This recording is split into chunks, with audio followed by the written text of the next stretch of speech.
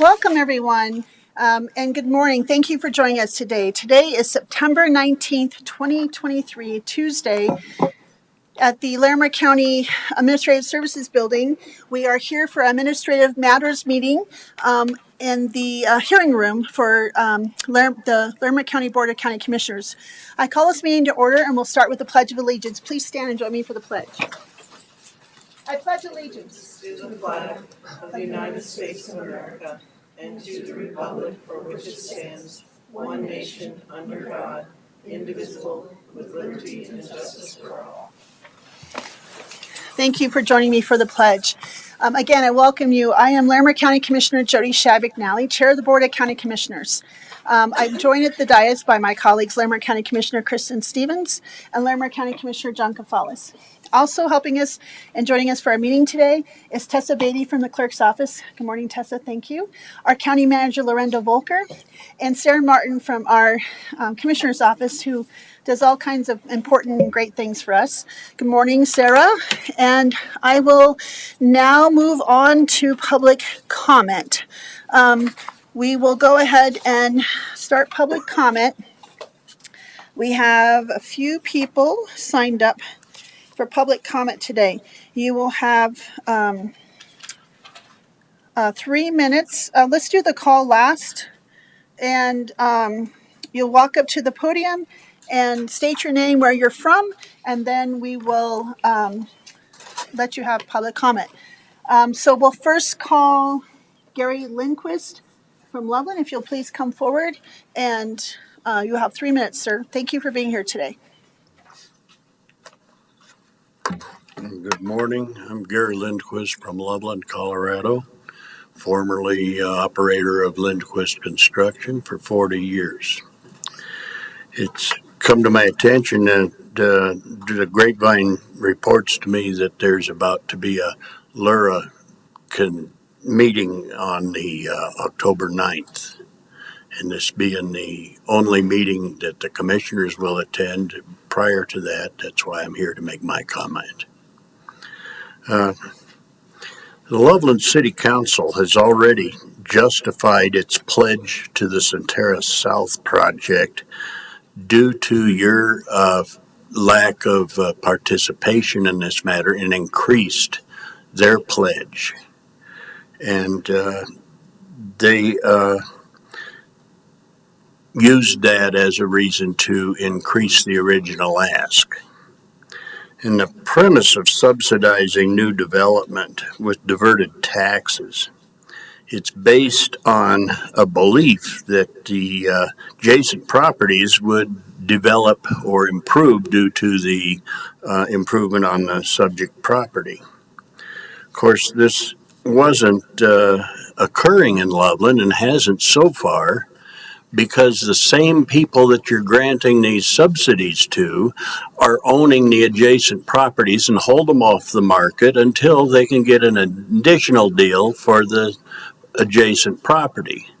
So you're just compounding the problem, and these properties will never come out in the black, because they close them up and they become obsolete before the deal that they've been granted expires.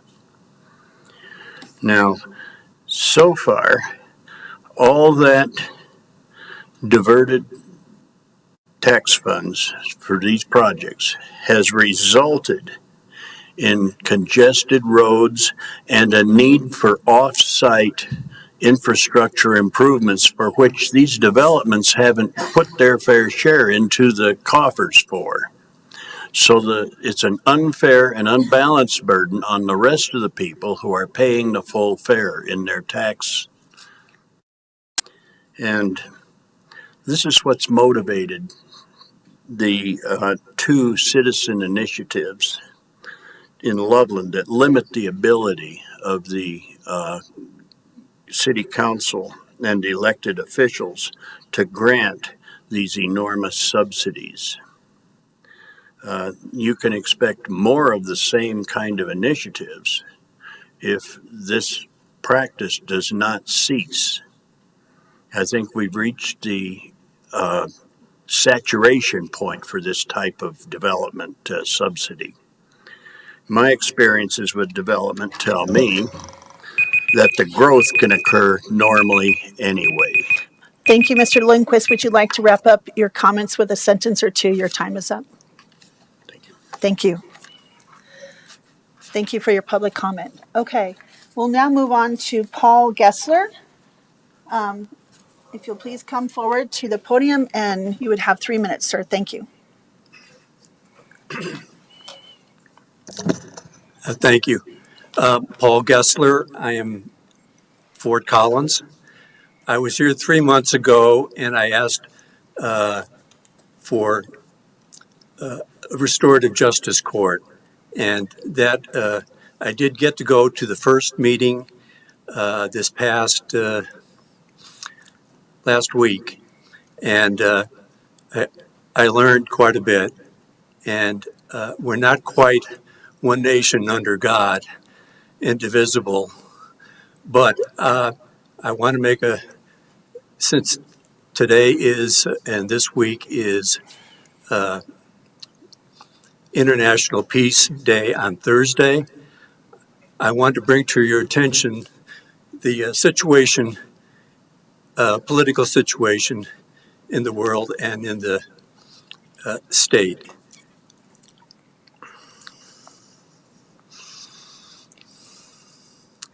Education is emancipation. Opposition to the insanity is not profanity. It's liberation from the oppressed, brothers and sisters. Okay. I want to bring to your attention, there's a treaty prohibiting nuclear weapons. It's the law of the United Nations, even though the United States and all the nuclear powers have not signed on, it's still the law of the land. And it's my gut feeling and my belief that this could be the off-ramp to the escalation that's happening in Ukraine in regards to nuclear weapons. So I would please have you consider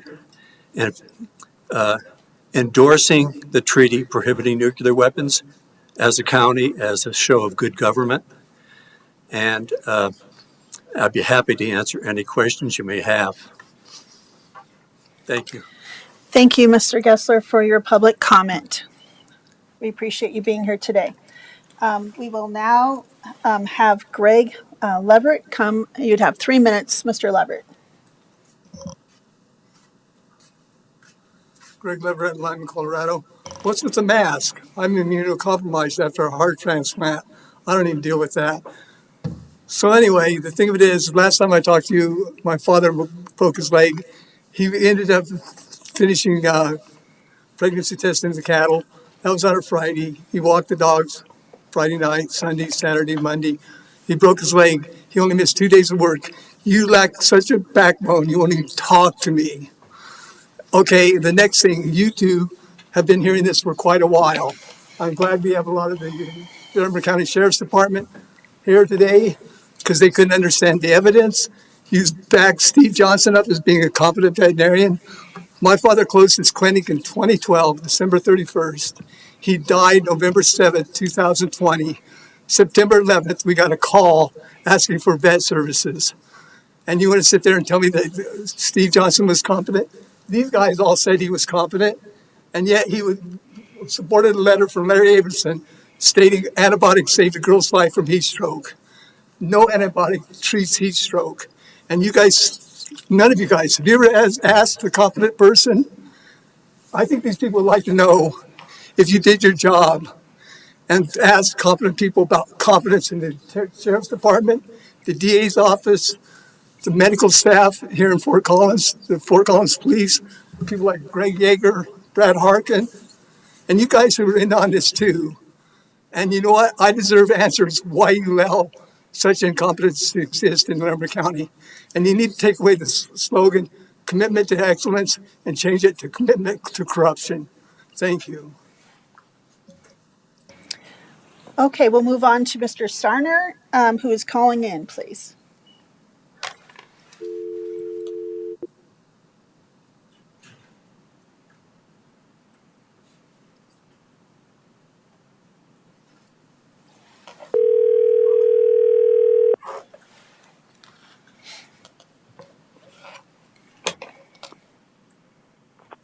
Hello?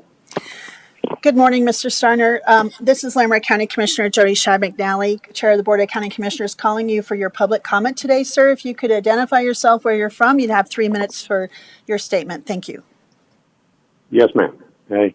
Good morning, Commissioners. Larry Starner, formerly of Loveland. Last week, you responded to my commentary about the effects of the reassessment on the county's property tax revenues by accusing me of spreading misinformation and saying all depends upon the fate of Proposition HH at the hands of voters in November. I intend with my commentary this week to present more coherently and cogently than last that the county is receiving a large windfall from the reassessment, and Prop HH, or SB 303 for that matter, is completely irrelevant to your constitutional responsibilities and powers. All the amounts that I'm mentioning now is straight from the assessor's initial letter of certification of the county's tax base, which came out 3 weeks ago. If you have any contradictions to make with those amounts or my derivations therefrom, I suggest you take up your challenge with Assessor Overbeck. First off, your property tax revenues will rise by $46.25 million because of an increase of $2.1 billion of taxable assessments, mostly on homeowners, i.e. voters. Next, the Constitution, Article 10, Section 20, says you can only spend up to $8.75 million of that new money without going to the voters for permission. That's what I call a windfall of $37.5 million. But for every year going forward, not just next year. In future years, that will only grow adjusted for inflation. Constitutionally, that means you will have to refund this amount to your homeowners every year and more adjusted for inflation. A better practice would be for you to just permanently cut your mill levy by 4.123 mills, which means smoother finances and less disgruntled county homeowners, and you can do it with no further cuts to your revenues or budget, or having to go to the voters for future tax increases or request to keep the refunds you owe them. Indeed, you have that extra $8 million to start with. You do not need anyone's permission to do this cut or Prop HH to pass or mucking around with SB 303 nonsense. Indeed, you could do this at your very next work session and pass it next an admin meeting. Try just following the Constitution instead of gaming the system. You can always go to the people and ask for a raise if you want to do more. You might be surprised at how reasonable the people can be if you play straight with them. Good day. Thank you, Mr. Starner, for your public comment. So I will now open public comment to anybody in the room that would like to make public comment. You'd have 3 minutes. Okay. Sarah, do we have anyone else online? And we have not received any emails or other public comments. Okay. I will now close public comment. And colleagues, I'll give you a moment if you'd like to respond to any of the public comment. Commissioner Stevens.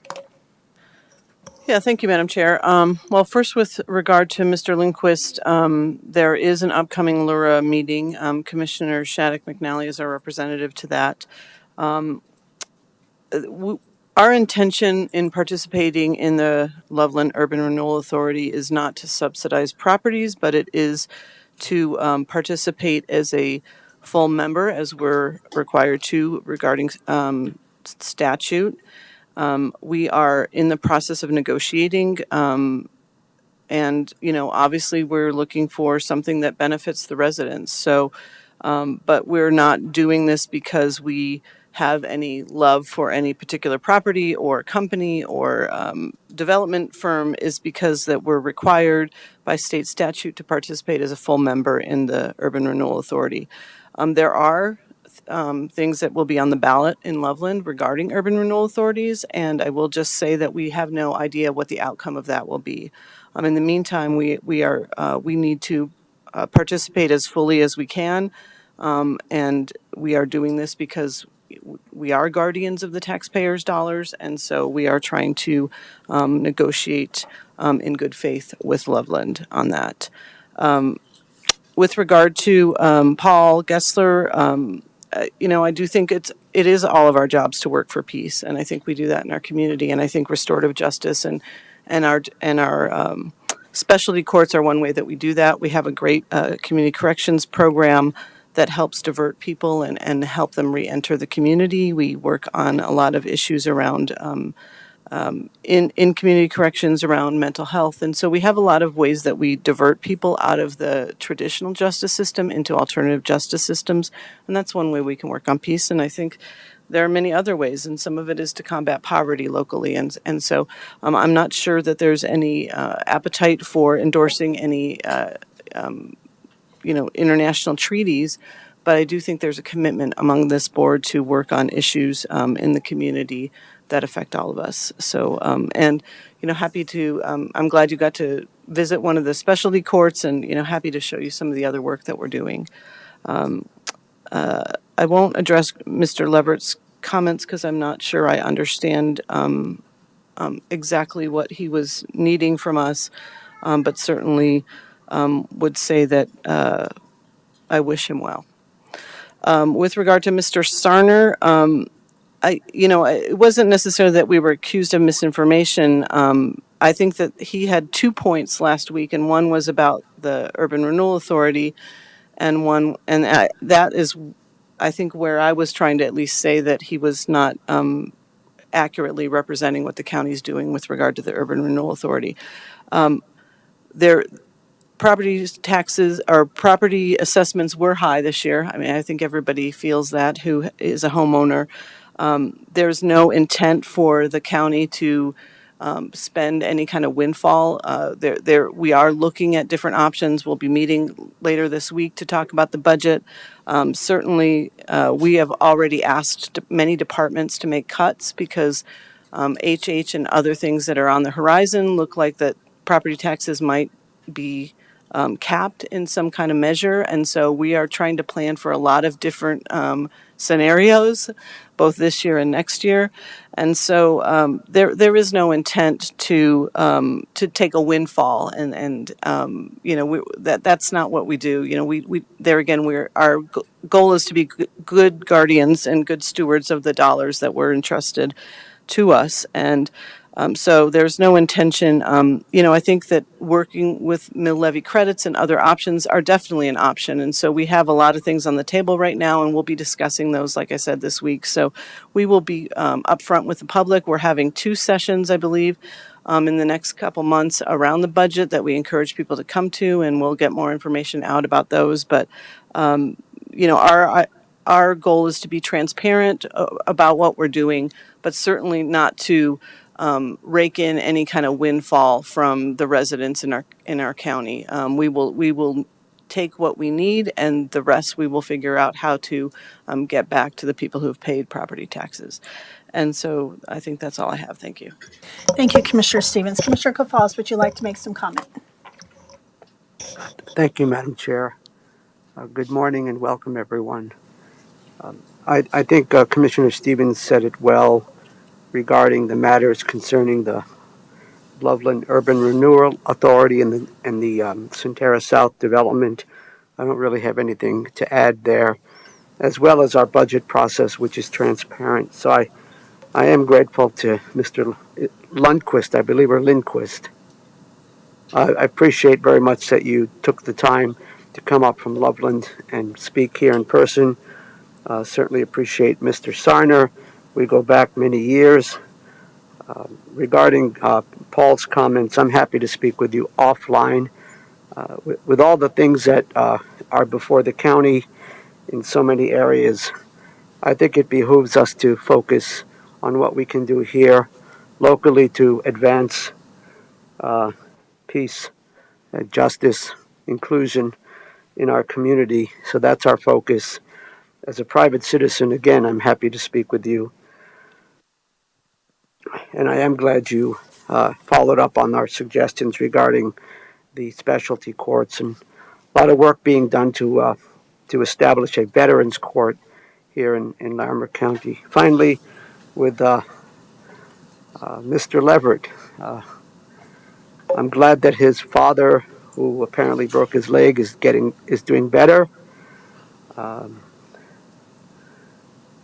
I'm wearing the face covering, partly because our public health director is here. No.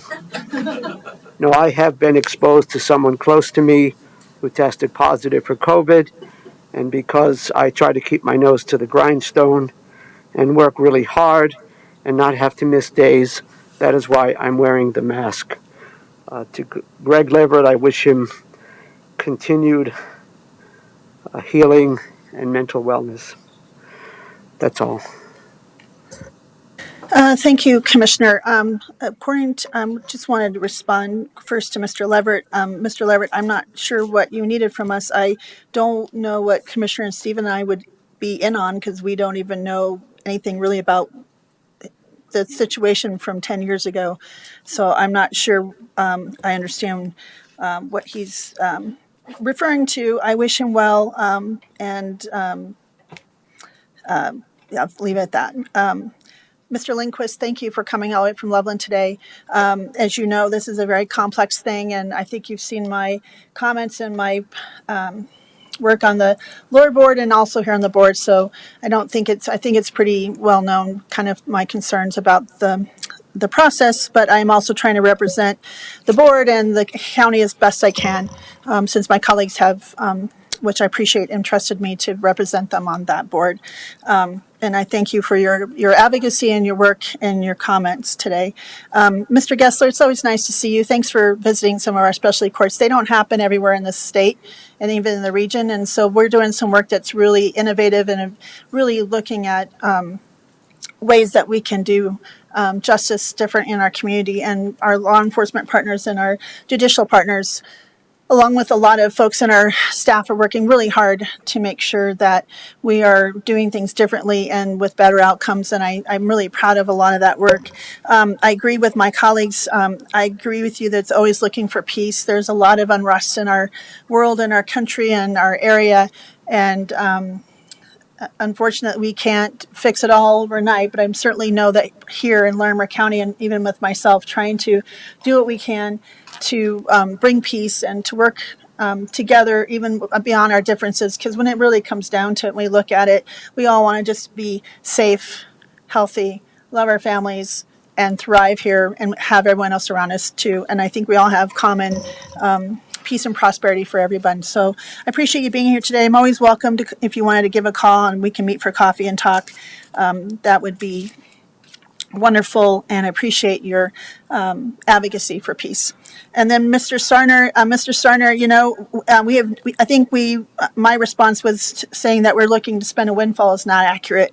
We've been talking about this for a long time. We know how this impacts property taxes, impact our everyday hardworking residents, and those even here in the audience. And we are been talking about this at length. I was actually at a budget conference with our budget staff last week, listening to other counties, the big top 10 counties, and hearing how we're all adjusting this. We had a whole hour and a half, almost 2 hour session on HH, and along with someone from the state who does the property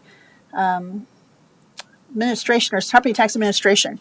And so they have, you know, there's a lot of concerns shared. And so, and talking to the other commissioners and staff about this. So it's something that we have concerns about, and everyone does, about that are involved with county government. And so I want to just say that we're taking this very seriously, and we do have concerns. And I know staff have worked really hard to provide the budget with the cuts in case HH prevails. So with that, we'll move on from public comment. I'd like to move on. We have some more guests in the room, and I'd like to get to some of these important topics today. So we'll move on. Thank you all for coming and engaging in public comment. I know as the board, we appreciate the engagement, and we honor those public comments. So I will ask colleagues now if they have any additions or changes to the minutes. Okay, so I will ask Commissioner Stevens to make that motion, please. Yes, Madam Chair, I move to approve the minutes for the week of September 11th, 2023.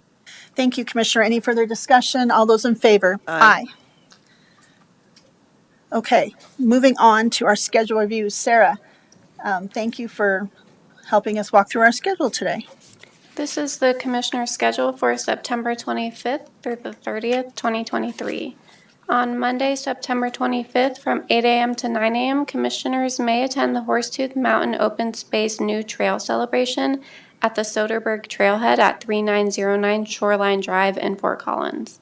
From 10 a.m. to 11 a.m., there will be a work session regarding the 2024 to 2028 strategic plan goals in the Commissioners' Conference Room on the second floor. From 1:30 p.m. to 2:30 p.m., there will be a work session with Leslie Ellis, the Director of Community Planning, Infrastructure, and Resources in the Commissioners' Conference Room on the second floor. From 3 p.m. to 6 p.m., there will be land use items with the Development Review Team in the hearing room on the first floor. On Tuesday, September 26th, from 9 a.m. to 12 p.m., there will be an Administrative Matters meeting in the hearing room on the first floor. From 1:30 p.m. to 3 p.m., there will be Administrative Direction to County Management in the Sprague Lake Conference Room on the second floor. From 4 p.m. to 4:30 p.m., Commissioner Shadduck-McNally may attend the Kids Pack Hard Hatless Tour at 250 West 69th Court in Loveland. From 4:30 p.m. to 6 p.m., Commissioners will participate in a virtual meeting with Visit Estes Park and Estes Park Board of Trustees regarding the Visit Estes Park operating plan.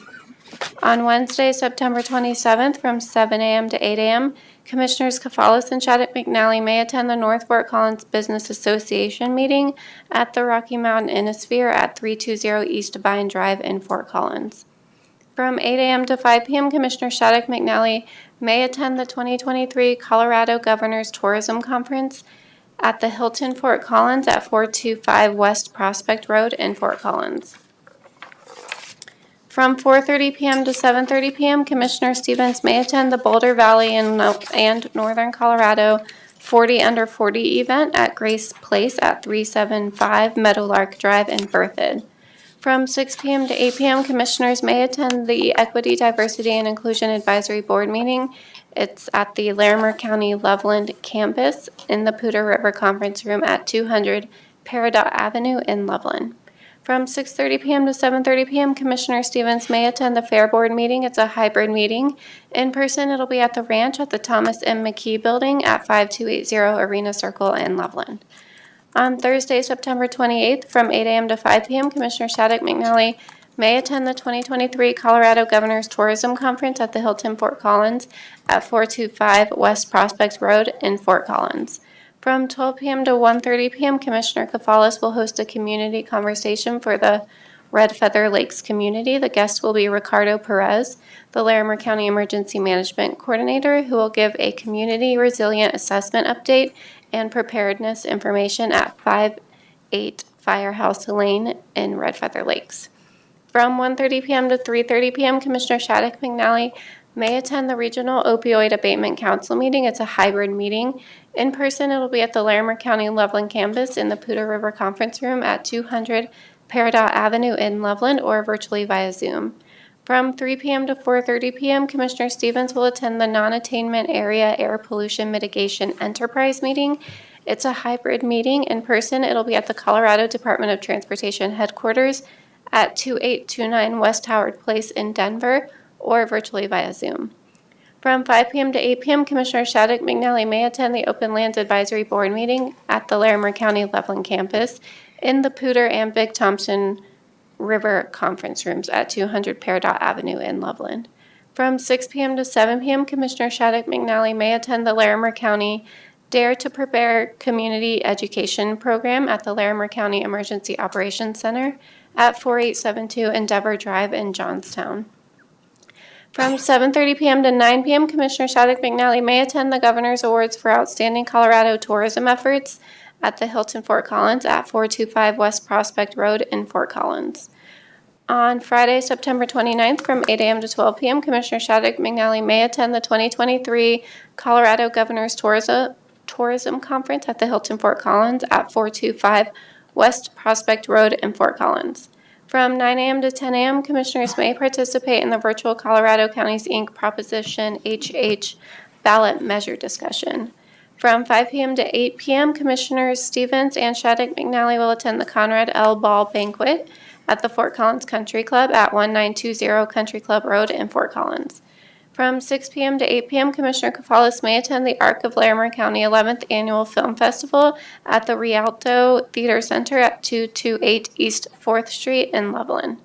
On Saturday, September 30th, from 11 a.m. to 3 p.m., Commissioners Stevens and Shadduck-McNally may attend the Community Connections at the Harmony Village Manufactured Home Community at 2500 East Harmony Road in Fort Collins. That's it. Thank you, Sarah. Colleagues, do you have any changes or additions to the schedule? Commissioner Stevens. You have a couple. So on Wednesday and Friday, I will also be attending the Colorado Governor's Tourism Conference, at least where I can. I was going to attend on Thursday, but now it looks like that they want us in person at the Non-Attainment Area Air Pollution Mitigation Enterprise meeting at CDOT headquarters in Denver. So I think that will that drive time will eliminate my ability to be able to participate in that conference on Thursday. And then we actually, at one point, had heard that there was a listening session with the governor on Thursday, September 28th, but we haven't received any additional information about that. At least I have not. It was supposed to be from 6 to 7:30. I have that on my calendar. I'll check on that. Yeah, and we can check on it too. I think that those are the only changes that I have. Thank you. Thanks. Thank you, Commissioner. And I'm not sure when that is because we also have the Governor's Awards for Outstanding Colorado at that same time. I don't know if that's the same thing or I don't know. It was one was 6 to 7:30 was the listening session, and I think the awards were 7:30 to 9 or something like that. And so yeah, I haven't heard anything either, so I'll let you know. I mean, we were all though invited. Yeah, I know to we're that, all so we're all invited. I just but there don't. was no follow up, so I Yeah. guess we'll to be determined. I just want to let you know I haven't heard anything either, so I'll let you know if I do. So I have possibly. I'm not sure. I don't think we are having. I don't think we're having our Forest Health Council legislative meeting on the 29th. Put that in a tentative. I chair that meeting. I know we've already had 2 meetings this month, but we're kind of off schedule because I asked to move it for the behavioral health ribbon cutting. So I'm not sure how that will look, but can you just put a tentative that I will probably be chairing that meeting. So I have to just make sure since we've been doing every 2 weeks lately. And I think that's all the changes I have. It's going to be in and out of those sessions with the governor's conference. So we'll just see how it rolls. So, and I may end up going to the 40 under 40. Just put me as tentative. So, someone asked me to come, but I haven't seen if I want to try to race down back and forth between Loveland and Berthoud yet. Okay, so for that, we'll move on to our next item, which is the consent agenda. The consent agenda consists of items of no perceived controversy and routine administrative matters such as abatements, agreements, deeds, final plats, liquor license, resolutions, and other matters previously reviewed by the Board of County Commissioners. Staff recommends approval of the consent agenda, and a commissioner may request that an item be pulled off the agenda considered separately. Items pulled from the agenda may be considered after the board takes action on the remainder of the agenda of the consent agenda. And I will just add to that if I'm going to read the consent agenda at a high level. It's got some items on it that are pretty routine. If you have questions or want more details on the items that I'm talking about, you can go to the website for the Board of County Commissioners where our agendas, the consent agenda in depth, our appointments, our emails, our schedules, everything's on that website. And there's more details about this consent agenda today. So with that, we have one abatement, a petition for abatement or refund of taxes from the Village Cooperative of Fort Collins. We have, we have 5 agreements. One is the Colorado Work Subsidized Training and Employment Program, or SLFRPO 126 Grant Award. And this is between the Economic and Workforce Development Department of Larimer County and the State of Colorado Department of Labor and Employment. And this is to subsidize a training employment program called CW STEP, Clients in Employment Opportunity with the host site.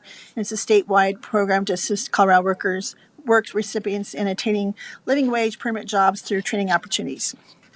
The second is restated and amended management agreement between the ranch and Global Spectrum LP, and this is for 2023, September of 2023 through September of 2028.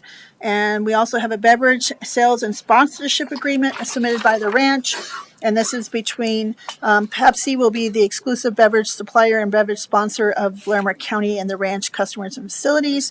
We also have a variance agreement for the pipeline easement encroachment, and this is agreement to allow the county to operate and construct and maintain drainage infrastructure on County Road 9 with exclusive water line easement owned by Northern Colorado Water Association. This is important safety improvements on that intersection. 5 is the Bureau of Justice Assistance, BJA FY 2022 State Criminal Alien Assistance Program, and this is between the Larimer County Sheriff's Office was awarded a assistant grant from the U.S. Department of Justice, and this grant will be used to assist in costs resulting in processing of these items in justice. And then we have a letter of support, recommended appointment to the Workforce Development Board of Jackie Sindelaire. And then we have letters of a support. This is a letter of no Pingree Task Force letter of support for the removal of the Pingree name in Larimer County. And this was submitted to us as to sign from Mr. Gasconi, a representative of that task force, and a letter of support to be sent to the U.S. Board of Geographic Names or within the state of Colorado. And then we also have the Capital Project Fund grant letters of support, and this is we are applying with the Capital Project Fund from the state, and these are letters of support for broadband grants applications as we continue to connect our county. We have 4 liquor licenses, liquor license renewal, the Charcoal Broiler Incorporated in Fort Collins, liquor license renewal for FOCO Ventures LLC or Little Bigs in Fort Collins, liquor license renewal for the Windjammer, and this is up by Carter Lake. And then we have a liquor license, special event, liquor permit, 6%, Yosemite Climbing Association in Estes Park, Colorado. We have a few miscellaneous items. Stephen and Nancy Bolander amended stipulation to tax year 2023 value. We have a request of approval to enter upon lands with our Department of Natural Resources and our weed mitigation program. And then we also have acceptance by the Board of County Commissioners for an annexation denial from the City of Fort Collins. And this is to accept it determined by City of Fort Collins to decline an annexation of our property within the growth management area adjacent to municipal limits.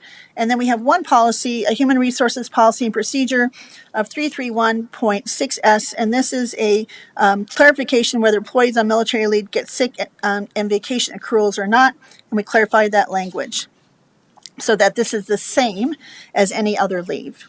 And they will accrue in paid status for at least half of that pay period. So that is one policy change and clarification. Colleagues, do you have any comments or any items you'd like to move from the consent agenda? Commissioner Stevens. Yeah, I don't have anything I want to remove. I just wanted to make a comment on the No Pingree Task Force letter of support.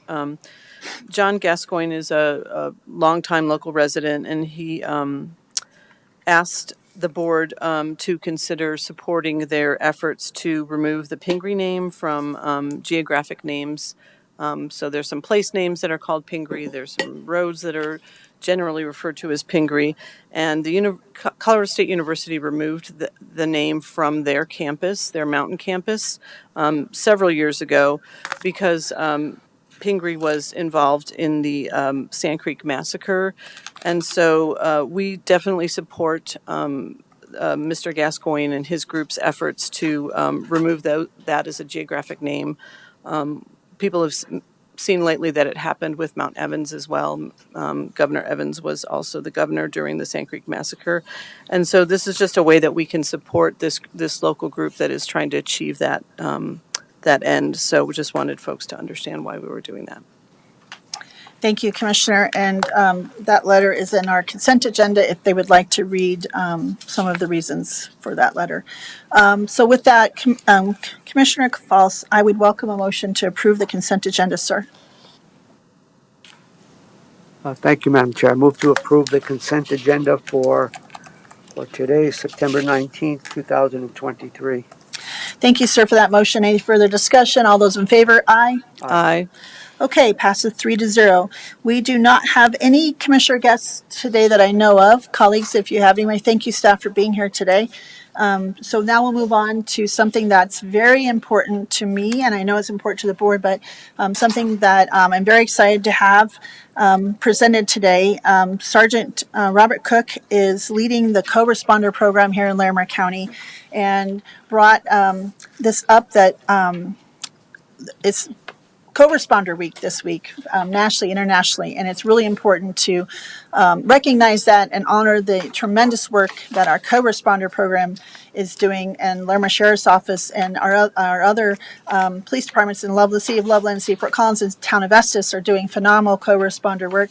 And so a chance for us to honor that work and talk about the programs. And I have to say, I'm really excited because I believe this will be the first co-responder proclamation in the state of Colorado, and the second by a week in the country. And so I want to just state this is very exciting to be able to honor the work that's being done. This program and the work that the amazing folks here in the room are doing is making a difference in the lives of many and in our community. And I just want to express my profound gratitude. So I will ask what we're going to do, just because I know some of them have not been here today. We'll have Sergeant Cook come up, and maybe someone up from Cassie, or maybe Dr. Brooks from the Summit Stone, talk about the other partners from our amazing partners at Summit Stone and other folks, and talk about this program. And then we'll have someone read the proclamation, make a motion, we'll make some comments, and then we'll take a photo. So Sergeant Cook, thank you for being here today and bringing this item and this opportunity forward for us. Thank you, Madam Chair, and thank you, Commissioners Gonzales and Stevens. Thank you, County Manager Volker. Ladies and gentlemen, esteemed guests, we really appreciate the opportunity to be here today, and we appreciate the recognition that you guys have generously decided to give us. I think a lot of people may not know what a co-responder program is, so I'll spend just a few minutes talking about what it is that we do. So we've had a great partnership with Summit Stone Health Partners since our inception in 2018. We started our first co-responder unit, and that is basically a law enforcement officer, in our case, the sheriff's deputy, paired with a crisis-trained clinician. Both the deputy and the clinician are specifically selected for their qualifications and their ability to meet people where they are in crisis. And we're talking about substance abuse crisis, mental or behavioral health crisis. And what we do is we respond as a team to those kinds of critical calls in an effort to try to have a different outcome than just taking the person to jail. So our number one thought process is, first of all, get the situation stable, get the person stabilized, get them the help that they need at the time, and hopefully divert them from going to jail, which is one of the most expensive ways to house somebody and care for somebody, when really the issue that's germane to what their crisis is all about is behavioral health or mental health. So we've been very successful. Started with one team of a deputy and a clinician paired together. We use a primary response model, which means that our deputy and our clinician ride together and they respond directly to those calls. And that gives us an opportunity to see the person who's in crisis, where they're at, and meet them where they're at, and try to get them the services and the help that they need at the time. And hopefully that means not going to jail. Obviously, there's some situations that are pretty serious, and serious criminal events sometimes do happen. So in those cases, obviously someone in a case where somebody is stabbed or somebody is shot or somebody tries to burn down a house or something like that, they do end up having to go to jail. But we do have a great jail program where we try to give them the help that they need there. But primarily we try to keep them out of jail, get them the help they need. Sometimes they have to go to the hospital for a mental health hold or a emergency commitment for alcohol or drugs. But we're also trying to work with those people, trying to get them access to the services that they need so they can get stabilized again and get back into the community and become a contributing member of the community. So Our partnership with Summit Stone has been great. Summit Stone provides all the clinicians, and we pair those clinicians up with our deputies to respond. We started in 2018 with one team. I'm proud to say now that we've been able to expand with the help of the commissioners, the Board of County Commissioners, the Regional Opioid Abatement Council, state grants that Summit Stone has been able to get for us. And now we have basically 5 teams that are working, including one that's pretty innovative, and that is our Youth Crisis Response Team, which works specifically in the school district in Thompson School District. And we really noticed a overwhelming need for additional mental health services for school-aged citizens in Larimer County, and that program has really been very beneficial. That team is here today. They are actually here in lieu of probably about 3 calls that are pending for them right now. So we're going to try to get them back into the schools and let them start their work week or their work day today. I do want to take just a minute, if I could, to introduce the people that we have here today, both from Summit Stone and the Sheriff's Office. So first of all, we have Dr. Leslie Brooks, who's the medical director at Summit Stone. We have Cassie D'Amato, who's the acute services director at Summit Stone. And then we have Libby Nelson, who's the direct supervisor and manager of our clinicians. From the teams that we have here today, we have Deputy Cheryl Jacobs, who is the original deputy involved in the start of our program. We also have with her today, clinician Nicole Callané. We have Deputy Brendan Solano, who is our deputy at the school district in Thompson Valley, or Thompson School District, and we have clinician Michelle Sylvester, who is his partner in the school program. And then, of course, we have Under Sheriff Joe Schellhammer, who has been instrumental in his support of the program, too. So I really appreciate everybody showing up today, and certainly appreciate all the support that we've gotten from the community, and we really love doing the work that we do. We think it's important work, and we appreciate the support from the Board of County Commissioners. So thank you. Thank you, Sergeant Cook, and I appreciate you being here today and again bringing this forward. Does Cassie or Dr. Brooks want to say anything? I know we want to get these guys back out doing the great work, but I know you guys are really an important part of the partnership. So, thank you, Commissioner. Thank you for having us here. Appreciate Sergeant Cook and everything that he's done to bring this forward, and that he sits on an important board that represents national co-response across the nation. So being able to acknowledge the work of our critical partners in the field response teams that are engaging day in and day out, and then our co-responders.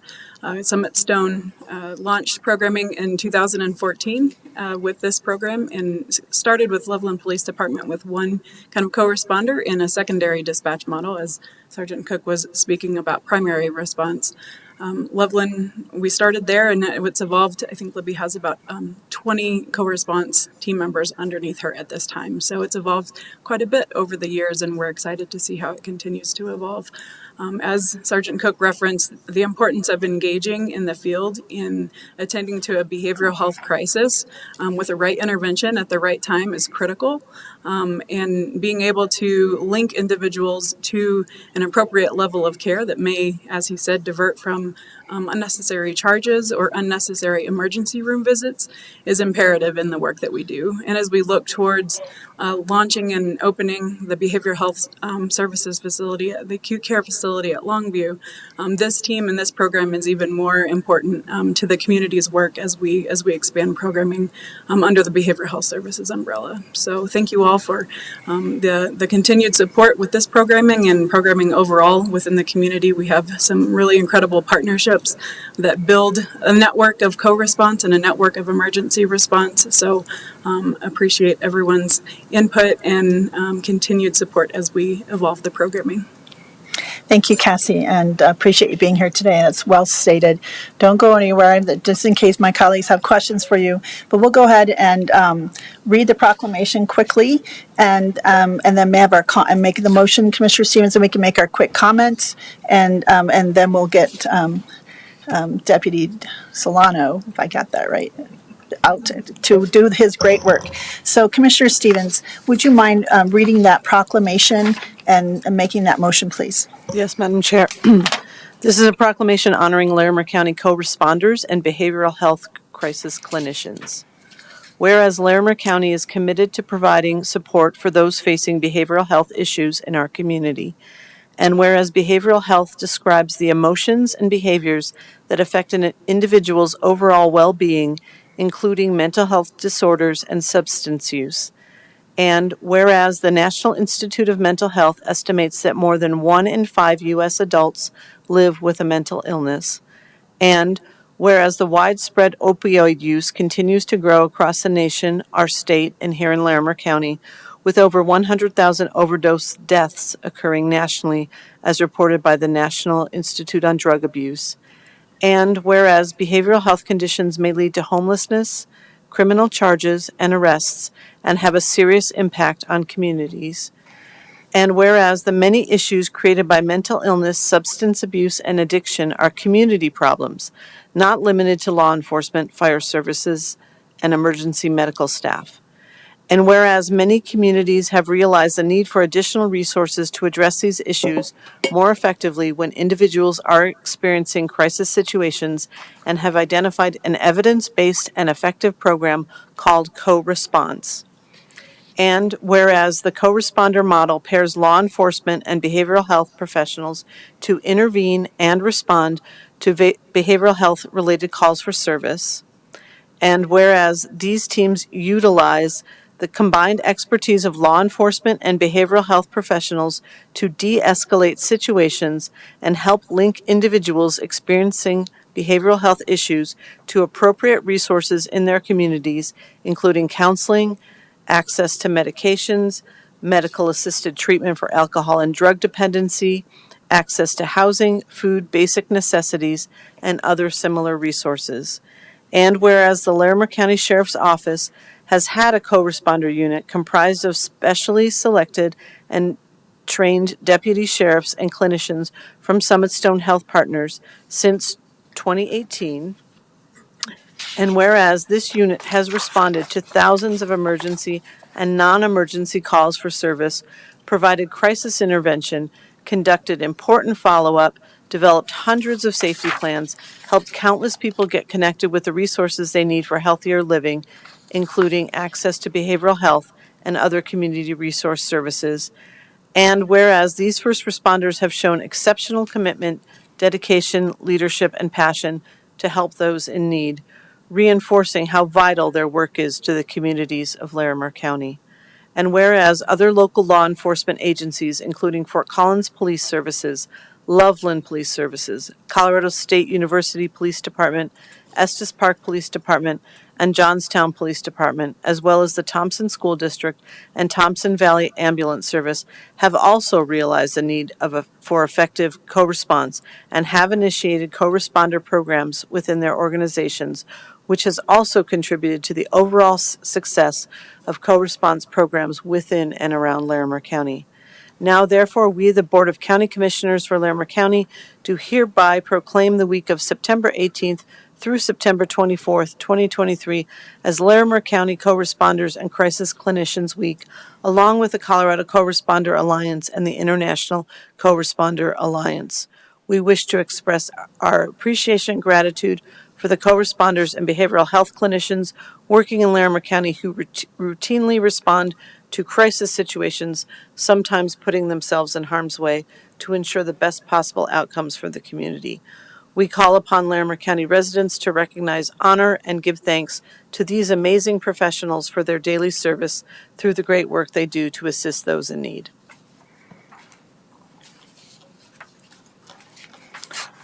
And the motion is, I move to approve the proclamation honoring Larimer County co-responders and behavioral health crisis clinicians week, September 18th through 24th, 2023. Thank you, Commissioner Stevens. I'd like to start with you. Would you have any comments or questions for our guest?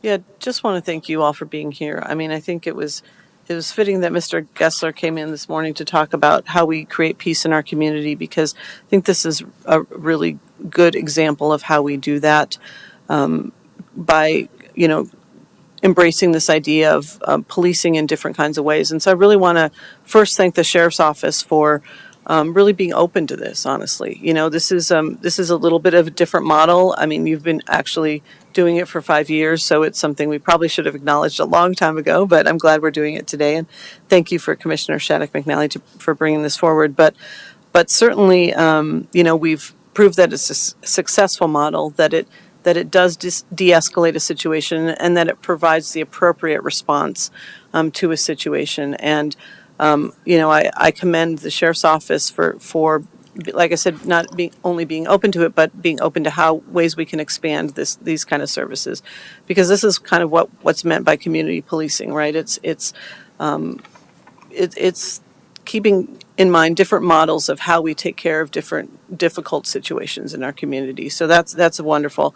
And then for the co-responders, my goodness, thank you for doing that work. That, it is hard. These are really hard and difficult situations. And as the proclamation said, there's often situations where people are put in harm's way. And so that's not an easy job to do. It's not easy to deal with people in crisis, and that could also be sort of safety issues as well for you. So thank you for that hard work that you're doing, and really excited that this is also happening in the schools too, because we know that we have a behavioral health crisis situation in our country and in our county, and so this is the kind and compassionate way of dealing with that, then the appropriate way of dealing with it too. So just just really grateful that you're all committed to doing this work, and that and I know that the community likes to see this as well. So just thank you. Thanks very much. Thank you, Commissioner Stevens. Commissioner Gonzales. Thank you. So I do have a couple of questions, but I'm going to hold off because I'd rather see these folks out in the community. That said, I do want to reinforce what Commissioner Stevens said, and first of all say thank you, Sergeant Cook. I really appreciate your leadership, your demeanor, your presence, as well as the leadership and presence of our Undersheriff, Joe Shellhammer. Certainly grateful for the partnership with Summit Stone Health Partners. It's a wonderful example of how we can do things differently and better. And certainly the folks on the ground, thank you very much for your service. I'm sure you've been very instrumental in saving lives and making sure that folks are on the path to healing and wellness. So I'll follow up with my questions probably with the Undersheriff, because he owes me a wellness visit over pizza, and so I will need to follow up on that. But honestly, I appreciate all of you very much. Thank you, Commissioner. So I am so excited and so proud that we're doing this proclamation today. We really take a moment to spotlight the success and the importance of the co-responder program in Larimer County. And if anything, we talk about collaboration and partnerships in Larimer County, but this co-responder program shows every day that we're better together, and that the value of partnership beyond. I mean, there are a lot of things we do together, but this one, you guys are literally out in the cars in crisis situations as a partnership every day, saving lives, helping the community, and helping those in crisis get into the resources they need and the appropriate help. And I don't think, I know we're collecting data and following some of that and looking at how we're diverting folks out of the justice system in appropriate ways, and in emergency rooms, which usually have had folks in holds where not really. They're doing the best they can, but we need to get people in appropriate programs and services. And I know you guys do that every day. And I appreciate the opportunity to go out on a ride along and see some of these people in action and see the co-responders in action. And that's what spurred me about a year and a half ago to kind of even support more of this, because this is a desperate need in our community, and we see it growing throughout the whole country. And I'm very proud that we're doing the first in Colorado. I plan to send it to some state legislators, this proclamation, and to the governor to show, hey, this is important, that maybe next year we'll have a statewide week and celebrate this. I want to say thanks first to Under Sheriff Shellhammer and Sheriff John Fay, and I know that there's been people beforehand that helped this program start, but it starts with leadership willing to support amazing and outstanding folks like Sergeant Cook, who has gone above and beyond, sitting on national boards and really advocating for this program above and beyond. And even in times where he needed to be focusing on family time, he was there fighting for funding and for this program. And I want to thank Under Sheriff Shellhammer, because I know you've been very supportive, and it takes leadership supporting and keeping this rolling. And thank you to Summit Stone and Cassie, Dr. Brooks. Thank you for being here today. It takes a team, and you guys provide a very phenomenal, strong team. And we see our team sitting here together side by side, and I know they're out and about in the schools and in the cars and out in the community in so many ways. And I just want to say my heartfelt gratitude, because I think unless we've been in crisis situations, it's just so nice to have someone who's not there to have a gotcha, but out there to show up and say, how can we help? And we're going to help you. And I think that gives the community a sense of hope. As my colleagues so well stated, I don't want to repeat too much of what they said, but this is an important way of us doing community policing and community care. And I think the sheriff's office and our law enforcement, our first responders are always there to race in to protect and serve. But this is really about the serving, but you're also protecting folks from themselves as well as for the community. And I think that's really important to say. You're also there to help protect them from what they're going through in themselves sometimes. And I wanted to say, I hope you all know, not only with some of our budget things, but also our gratitude for all the work that you do.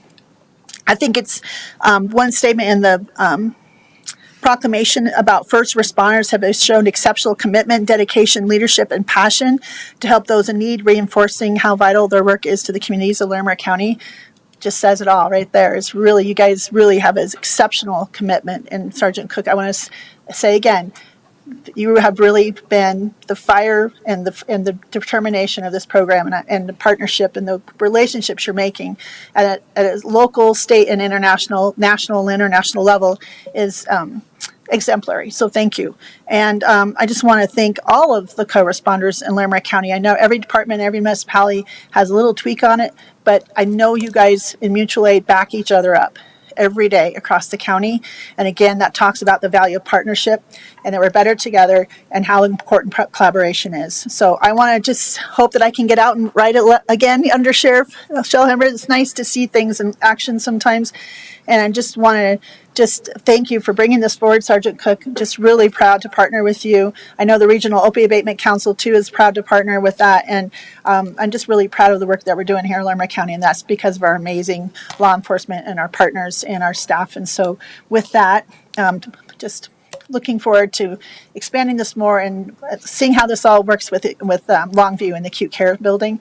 I'm sure you guys are just waiting for this to open too. There'll be another piece to this amazing fabric that we're weaving in Larimer County. So thank you all for being here. Let's quickly pass this motion and this proclamation, and then we'll go ahead and take a quick picture because I know you guys are itching to get out and see your crew and take care of them. So we have a motion on the table, and I know Commissioner Stevens has to leave as well. All those in favor of approving the proclamation? Aye. Aye. Okay, that passes. We're going to take a brief moment to take a photo and then and help Commissioner Stevens get to go see a very cool train, and then we'll be back. Thank you.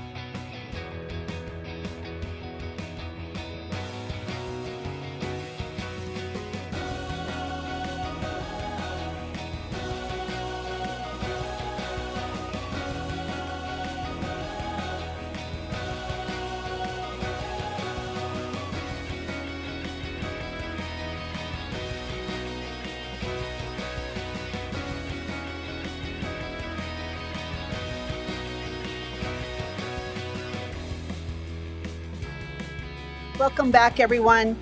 Thank you for giving us a moment to celebrate the first ever co-responder proclamation in the state of Colorado, and the second in the nation. We're very proud of that, and very proud of the work that our co-responder program and our law enforcement partners do in our communities. I welcome everyone back. Commissioner Stevens is gone for the rest of the meeting. She has an opportunity to go see some really interesting transportation innovations and support her going to do that.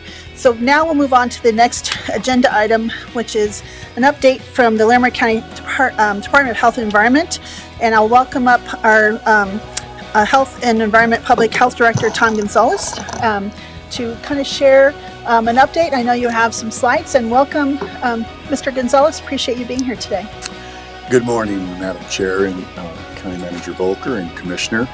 Thanks for the opportunity to come before you. I'm Tom Gonzales, Public Health Director, and we're talking to you about a program we've been putting on called Shaping the Future of Public Health in Larimer County.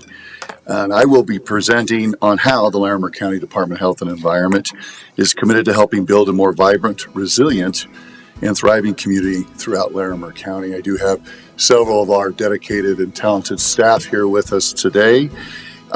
And what we're doing over the next several months, which started last month, is taking this presentation to 13 of our elected and civic boards. We started last month at the town of Wellington. We went to the town of Estes Park and the Thompson School District.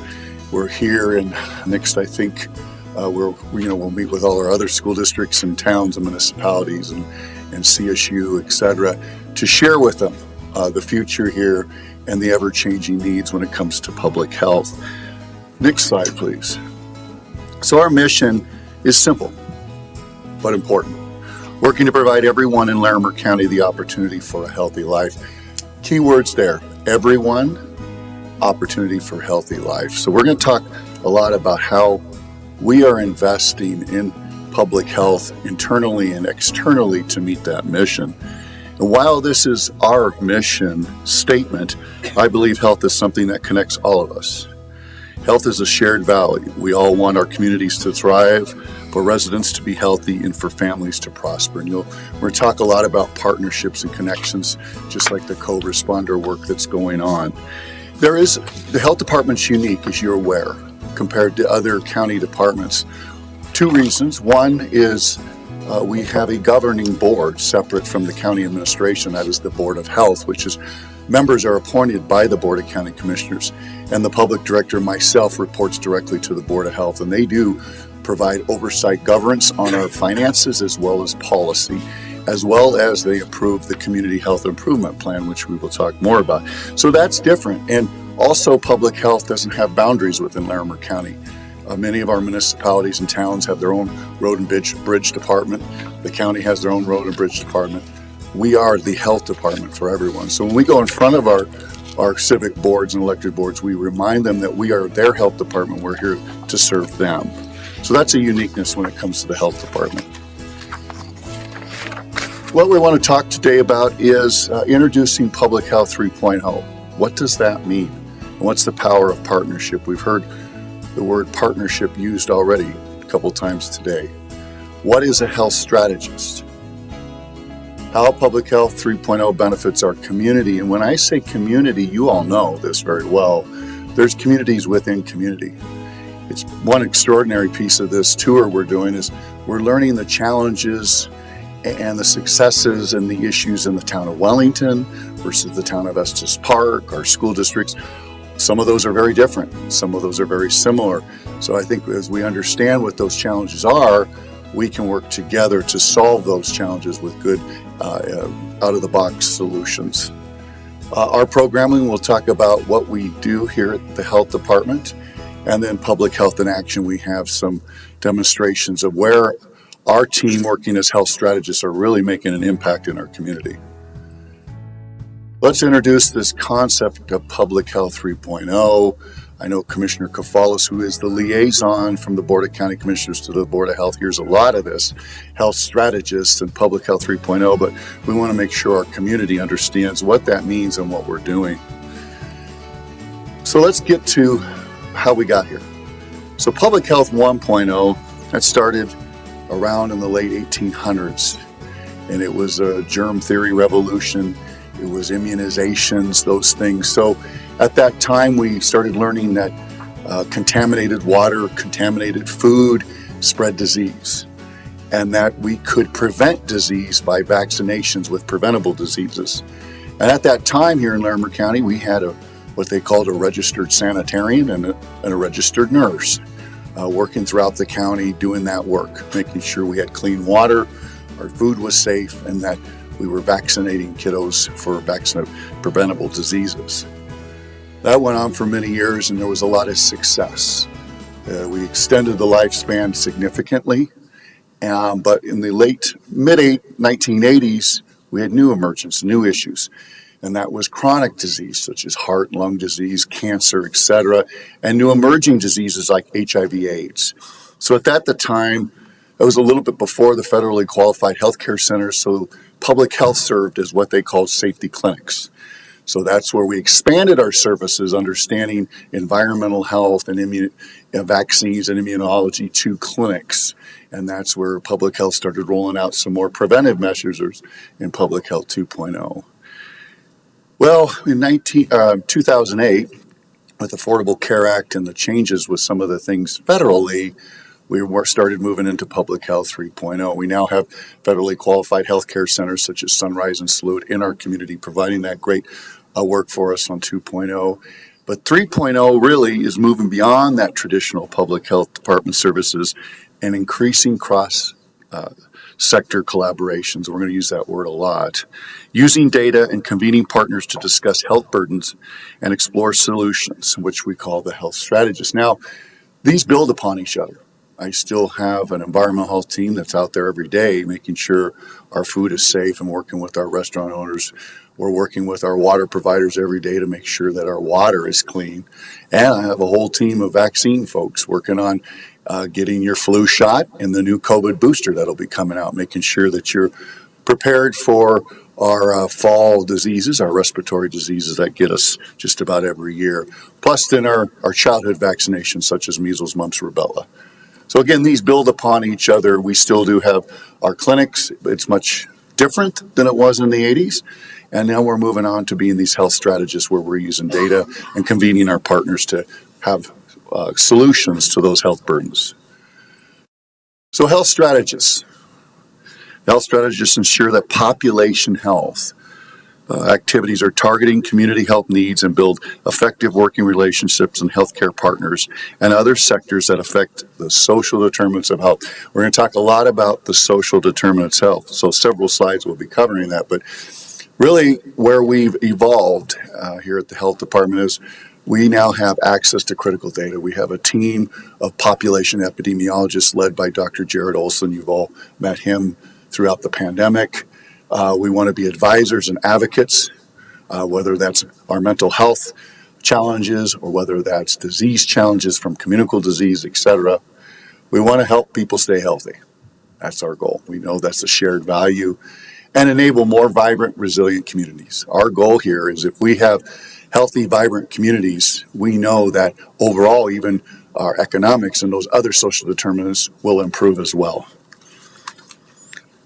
So, solutions for today's challenge. I mean, we all know the familiar issues, communicable and chronic diseases, i.e.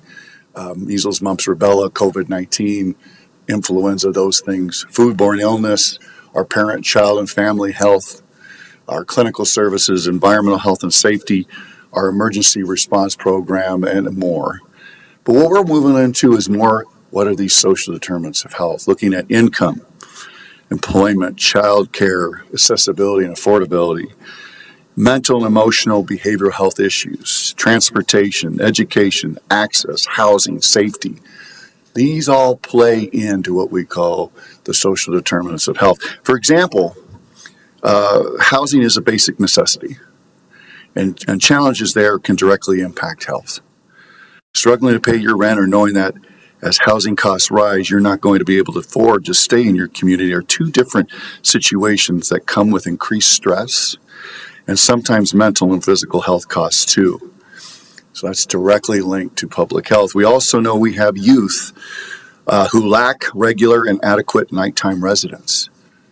So we applaud the work going on in Thompson School District with the Matthew House on the shelter for youth, because that is a creative solution to a social determinant of health issue. Another example is not having enough food to eat, or being food insecure can be not only poor nutrition, but children having difficulty focusing in class.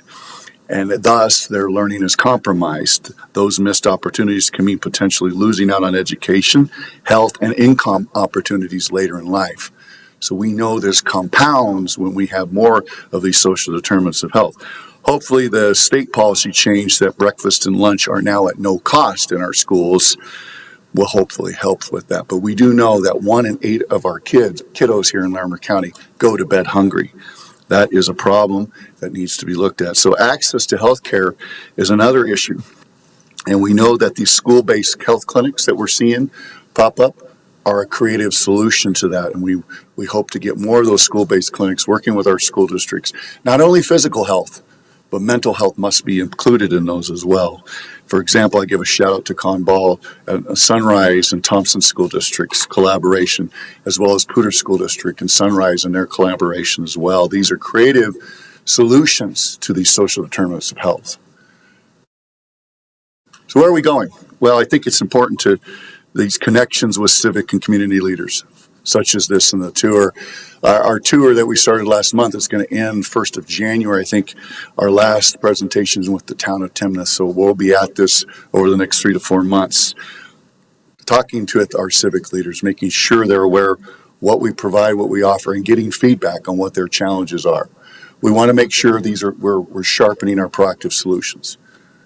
There's always a solution to a problem. Sometimes it's more complex, and it seems to get more complex as time goes, but there always is a solution.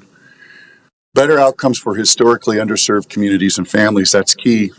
You're going to hear a lot now about health equity, health in all policies, and the team behind me are working hard on that, and how we ingrain that in all of our activities, and how do we get that out not only internally but externally to our community, so our underserved communities and families are at the table, they have a voice, and they're sharing those issues, so we're understanding those issues, and we're better learning from that. One of the ones when we were doing our community health assessment, and the stories we heard was access, primarily access to behavioral health services, where many people are unable to get that service, whether it's they don't take Medicaid, whether the provider's list is long and you're on a 3 to 4 month wait. So that's a problem, and that impacts health. You know, I think increasing that cross-sectional collaboration, again, is so key, and making sure that we're bridge builders. There is a silver lining to the pandemic. It forced us all to work together, and it put health in the centerpiece of all of that. I now have calls with the hospitals nearly weekly. We work with the school districts much more than we ever did.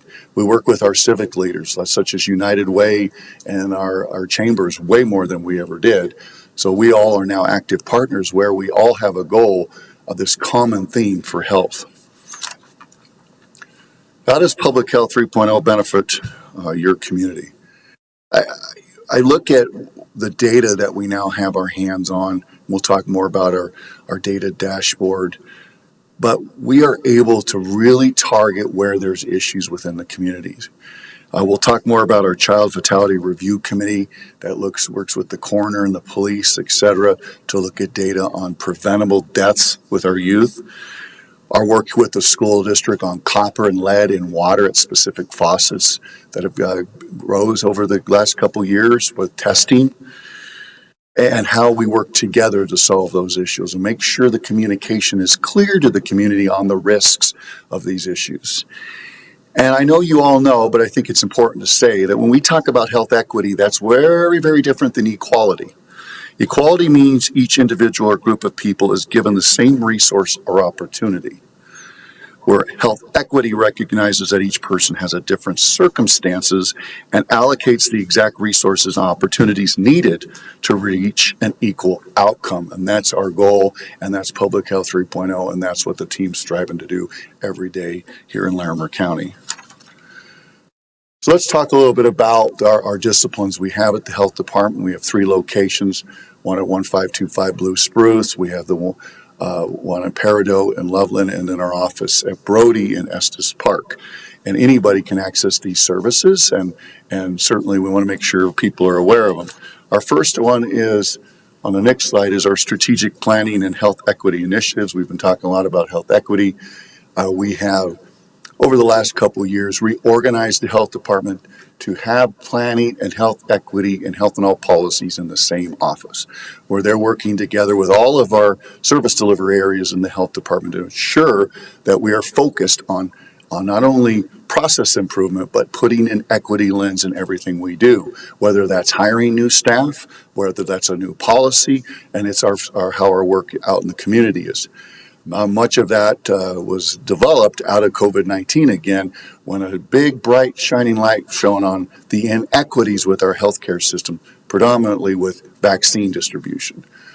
I'll make sure that our vision, direction, and goals are aligned with health equity and health and all policies.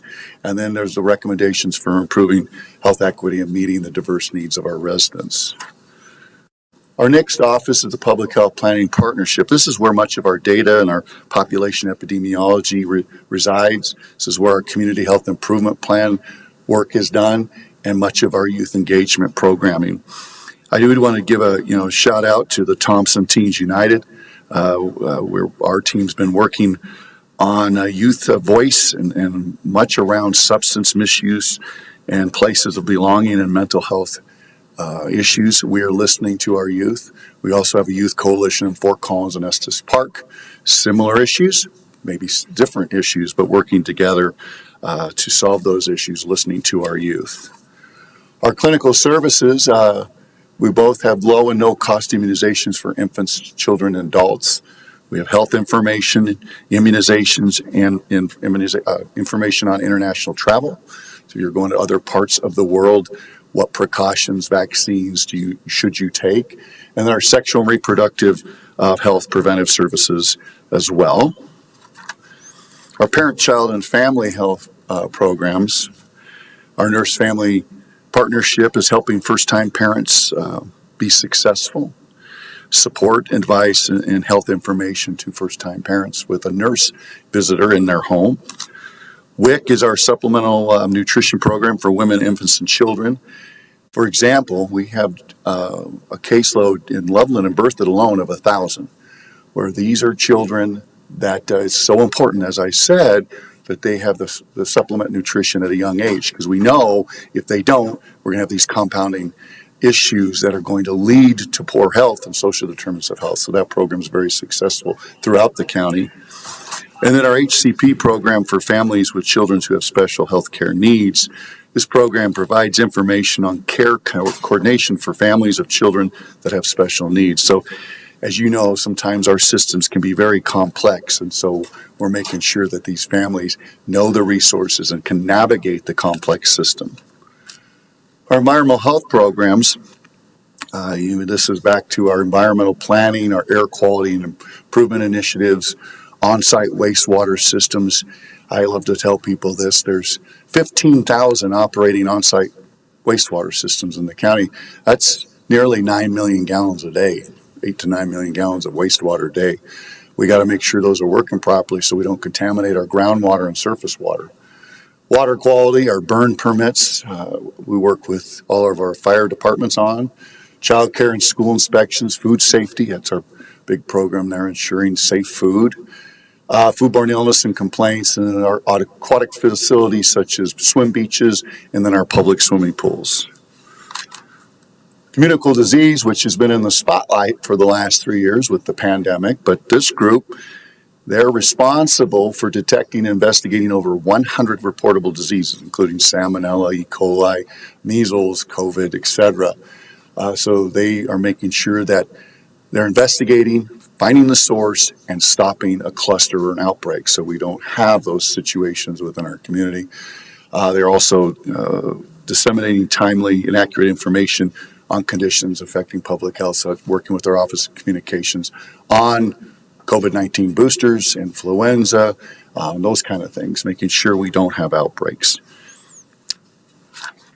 And our emergency preparedness and response team works very closely with the county emergency operations team, drafting emergency plans, procedures, and protocols. In fact, they're all together right now at the EOC working on a mass casualty tabletop exercise.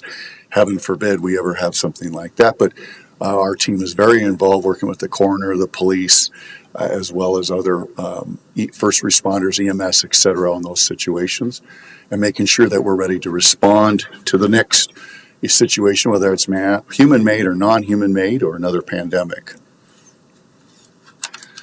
As I said, we're going to share some of our work in action.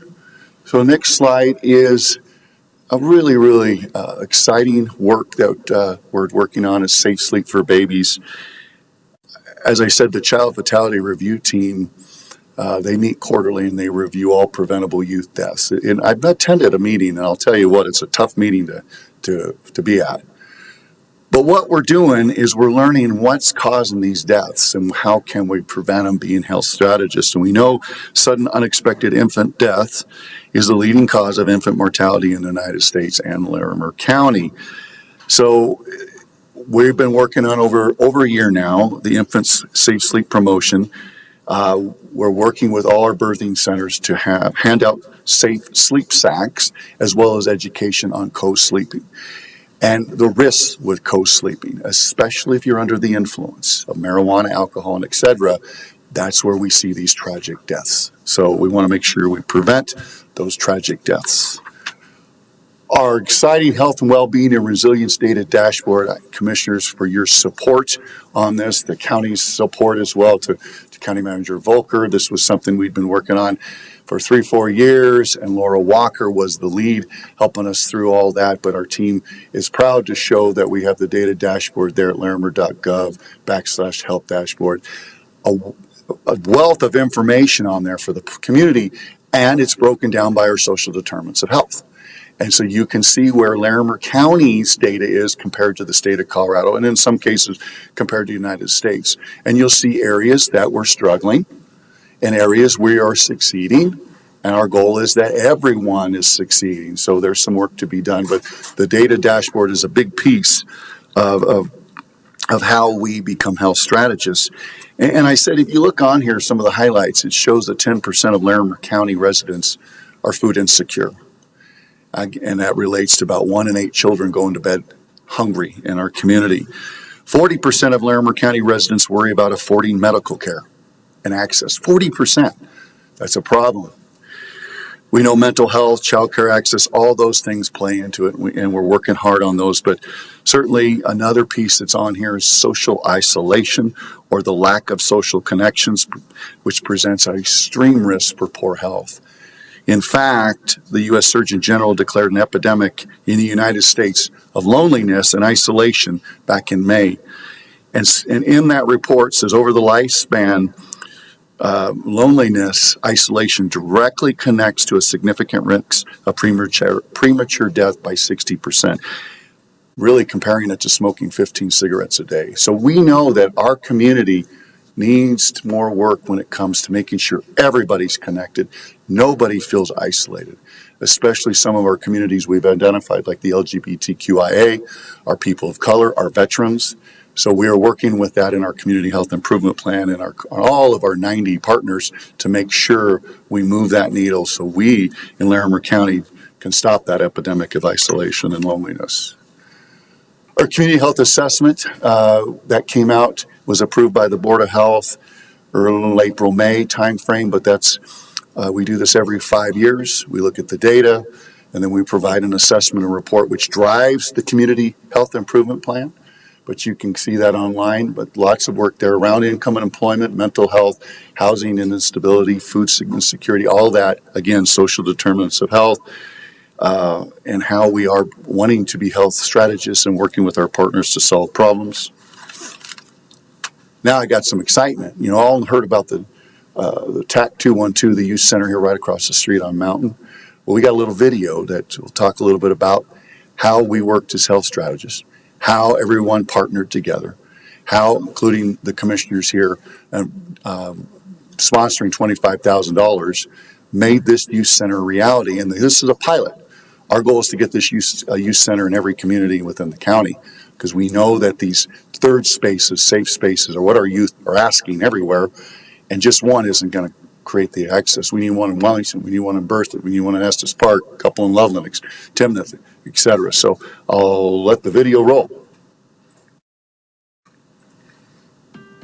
Public Health 1.0 and 2.0 started a long time ago, where it was really protective in nature.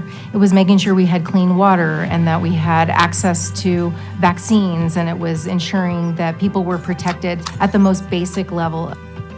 We've moved now to 3.0. Now they build upon each other. We're still doing food safety inspections. We're making sure the water's clean. We still vaccinate for a variety of vaccine preventable diseases.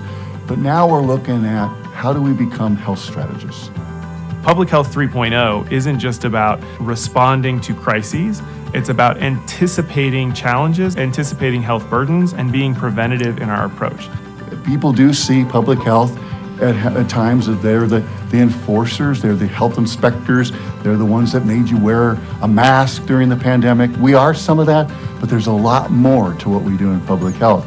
It's been very exciting to see our youth work really evolve to the next level. We know that youth mental health is a real challenge in our community, and we really need to step up for our youth and make resources available to them so that they can take charge of their mental health. I realized how severe the mental health crisis was among teens in Larimer County, and I, as a teen myself, was kind of looking around and saying that I didn't really see too many spaces where I really felt like I could go and totally feel comfortable and belong. This project is a long time coming, and the enthusiasm for young people to finally have this place is just through the roof, and it's really, really exciting to see this project come to fruition.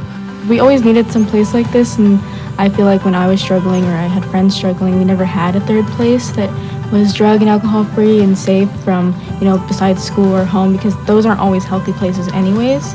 And you come here and you see kids bonding, you see kids introducing themselves to each other, playing games, talking to kids they might have not talked to outside of here. And they come and food insecure kids come and feel safe to eat. They come and there's different things to do. So you want to go play video games or you want to go draw. It's for everybody and anybody. I think that people should come and check this spot out because there's so many opportunities to meet new people that you otherwise wouldn't meet, opportunities to grow, and opportunities to kind of dive into your passions. I think the most rewarding part of my job is empowering young people and elevating and amplifying their voice and allowing them to execute the vision they see. And so they have a vision for what they want their community to look like in the future, and I'm just really grateful I get to be a part of fostering that vision and that execution. We know that we can't do this alone, that it is an issue that involves many partners in this community, the city, the county, the state. Everybody wants the great things for kids. How do we get everybody together so we're not duplicating efforts, we're complementing efforts? And that's where we see our role at public health.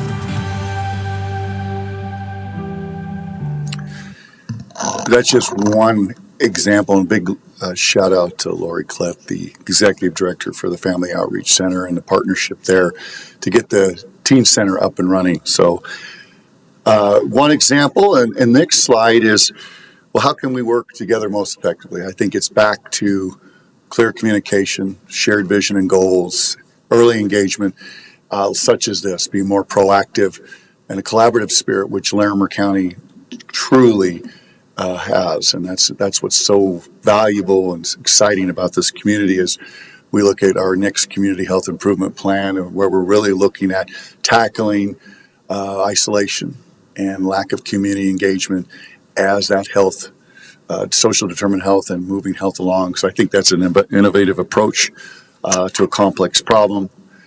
Like I said, we're your health department. We're the county's health department, and so we want to make sure we're partnering with everybody and that we're understanding the challenges so everyone in Larimer County can flourish. And with that, I always open it up to questions, comments. Thank you, Director Gonzales, for the presentation, and thank you to your team for being here today. I know you have some wonderful folks behind you who are instrumental in doing all this amazing work that you have just presented. You guys are covering a lot of ground in the county and doing a lot of great things. I will have some comments and questions, but I'll start with Commissioner Gonzales. Thank you. Thank you, Tom, and colleagues. I appreciate you highlighted a number of the things that I was going to bring up. Certainly the community health, well-being, and resilience dashboard, that's really important. Hopefully we're doing the best we can to make people aware of that resource and the good ways to use it. I'm glad there was a reference to the Community Health Improvement Plan and the process we go through to update that, which includes, of course, the Community Health Assessment. We've made pretty good progress, I think, on air quality monitoring and improvement, and that's also a wonderful thing.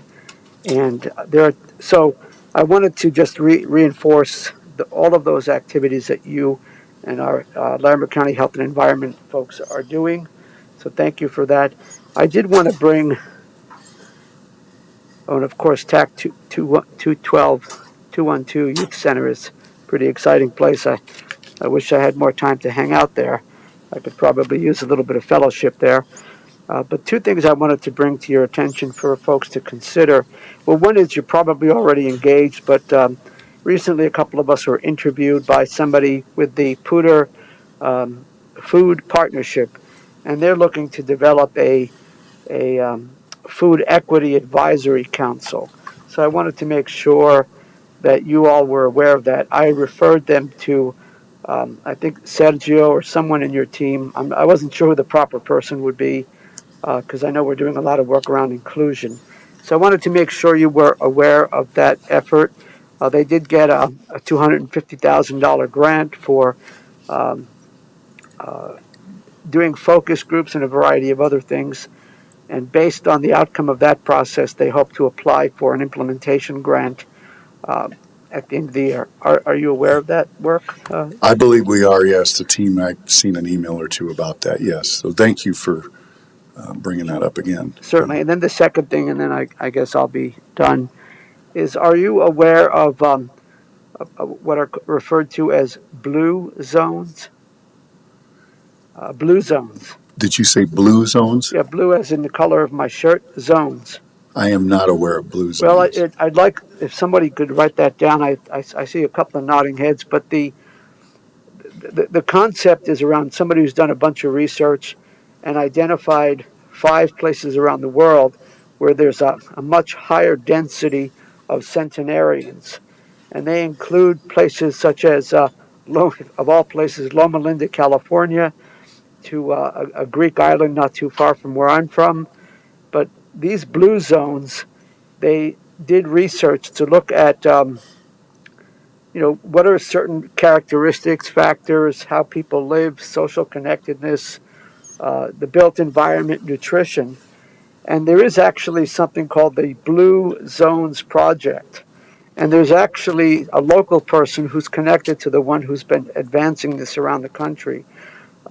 And so I wanted to bring that to your attention, and I'll have more discussions with my colleagues to see if that's, at least you could look into it and just see how that might fit into into the work we're currently doing. I think it's incredibly interesting, and they establish for a community to become a blue zone community. There are certain metrics, like 25% of the schools commit to nutrition, those kinds of things. And of course, the built environment is really important. So I'm hoping somebody wrote that down. And at a minimum, I would ask that you just check out the website, and maybe next time we chat, we can determine if it's a good idea to consider for Larimer County. Is that okay? Yeah, thank you for that. Blue zones, we'll check it out. Blue zones. That's all. Thank you, Commissioner. Again, Tom, I just want to say thank you to you and your team, and certainly excited to hear about this 3.0.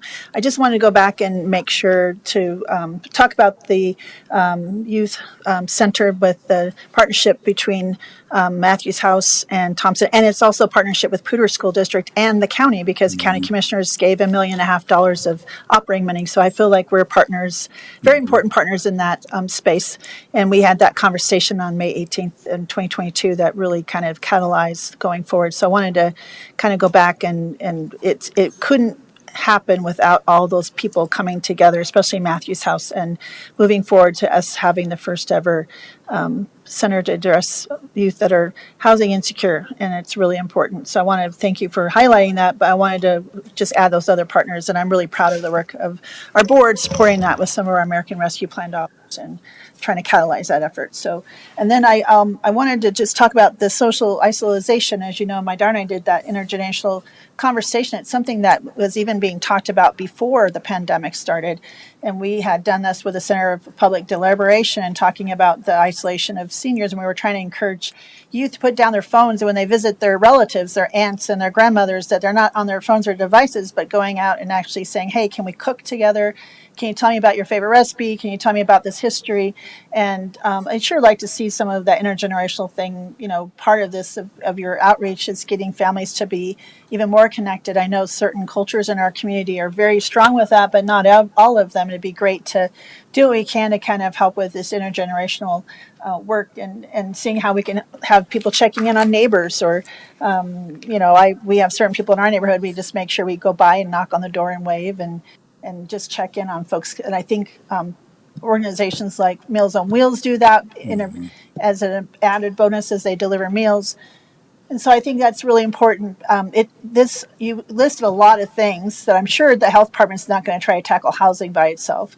I think you guys are looking at partnering and making sure that all these folks are working on housing. We're talking about the importance of this being a determinant of health and how this is important for the overall health of our community. So my question is, there's a lot that you've listed that you guys are going to be looking at or involved with. So how does that work? Are you partners? Are you leading? Are you pushing? You talked about policy.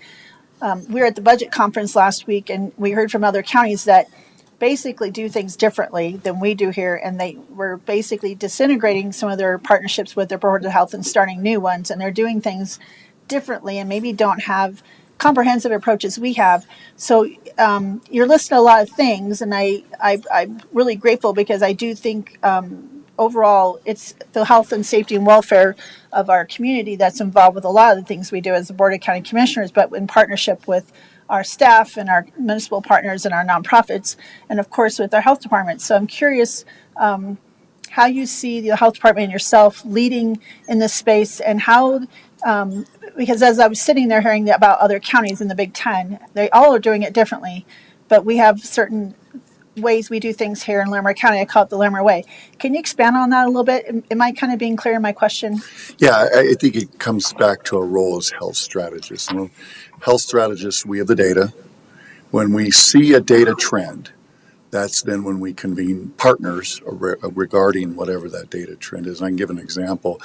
And then from there, we're just the conveners, and then we all work together on possible solutions. So as the health strategist, our role is to make sure we've got the pulse of the health of the community through those social determinants of health, through the data. For example, it was May of 2022 when we started having enough data called syndromic surveillance, where we get hospital ED visits data. And this is wonderful data through the CDC partnership with Banner and UC Health and us. And we started seeing an alarming trend on our youth and ED visits, predominantly young girls. So that data was then given to me, which then I met with the three superintendents individually and showed them this data. From there, then we convened partners. We called Thompson, Pooter, and Estes and some of our charters and private schools to say, look, we've got a trend. Here's the data. From there, now we have the Youth Mental Health Task Force, which now has their 3 goals, and one of them is school-based healthcare clinics, and making sure we are looking at ways to bring communities together and stop bullying. Cyberbullying is a big one that was talked about. So I think that's an example of where we're health strategists. We are certainly not going to tackle all these issues, nor we don't have the resources nor the knowledge capacity to do all that, but we want to convene, bring partners together, show what the issues are, and then let our community work together to solve those problems. So thank you for the question. Yeah, and it's interesting you brought up May 2022. That's when also we had that meeting for the youth homeless and housing insecurity. I know we have a lot of youth couch surfing or sleeping in cars or even storage units in our county. And I just like to say that publicly so people understand this is a serious issue. And we know about the youth. I've been attending those task force meetings, and it's been very powerful to hear it directly from the youth. And it's been, I've never seen the school districts partnering like we have now. And I think that's really important, is the county and the health department being conveners and bringing everyone together, because we can't do this in isolation. We have to do this together. So I think this is really instrumental the last few years as we've been coming out of this pandemic and unprecedented times. I know when people like that word, but it is. And we've been actually come out stronger, doing things a little differently and being more resilient, because I don't think, it's not if, but when we have the next disruption, as Lori Hodges likes to say, it's not disastrous disruptions, and how we're going to weather those disruptions. And I think we're stronger than ever, I think, to kind of tackle those. And I think a lot of that's key of the partnerships that the health department has been presenting. So I appreciate all this. Your team is amazing. They have some really great backgrounds and expertise and bring a lot of knowledge. And one comment was made during the pandemic that I appreciate what you had said earlier, but one of the school board members had said, well, you guys have a health department and an epidemiologist. We don't. And I was thinking, I wanted to say, I just listened to him, but I wanted to say, but it's your health department that works for you, that's helping, trying to support the school district with knowledge and data and information. Would you agree with that statement? Yes, that's much of the reason for the tours, to make sure everyone understands that we are their health department, including Colorado State Universities and Front Range Community College. So yes, I make sure to make that statement every time we meet, that we are your health department and we are here to work with you and solve whatever health challenge you have. So yeah, that's making sure people understand and getting the communication out. And this isn't something you do once and check the box. We all know leaders, come and go. And so we got to make sure we're on top of this, making sure folks understand our role and our purpose, and that we're working together, in harmony. I think one of the things that's really important to me coming out of the pandemic is that we don't lose those partnerships. We don't say, well, that was just a bad event. No, we can go back to the way the things were before. Things have changed from that pandemic, especially public health. And it's so important that we are always engaged with our partners and our new partners that we've created, and making sure we're just keeping the relationships going. So when there is a situation, we can proactively work together rather than, not proactively. So I think that's very, very key. I think that's a great way to wrap this up. As one of our former county managers says, you can't make friends when you need them. So, and it's certainly we have needed our friends and our partnerships the last few years. So thank you for this presentation.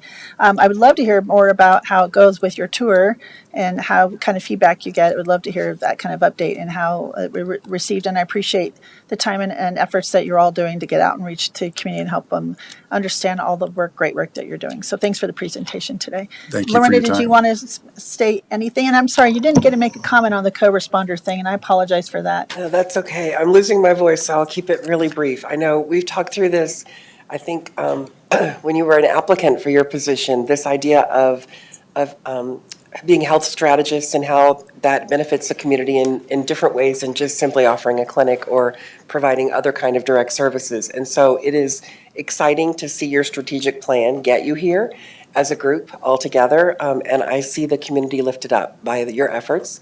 So thank you for that, and a great deal of applause for all of you. It's a big team effort, big team, only a small number of you are here today, but please go back and thank everyone involved in this. This idea of being health strategist is really what the community needs, and it is the future of public health. Thank you. Yeah, thank you. I do like that health strategist statement. So thank you all for being here today. We appreciate you all being in person, and just know we're grateful for each and every one of the work that you do. Okay, moving on.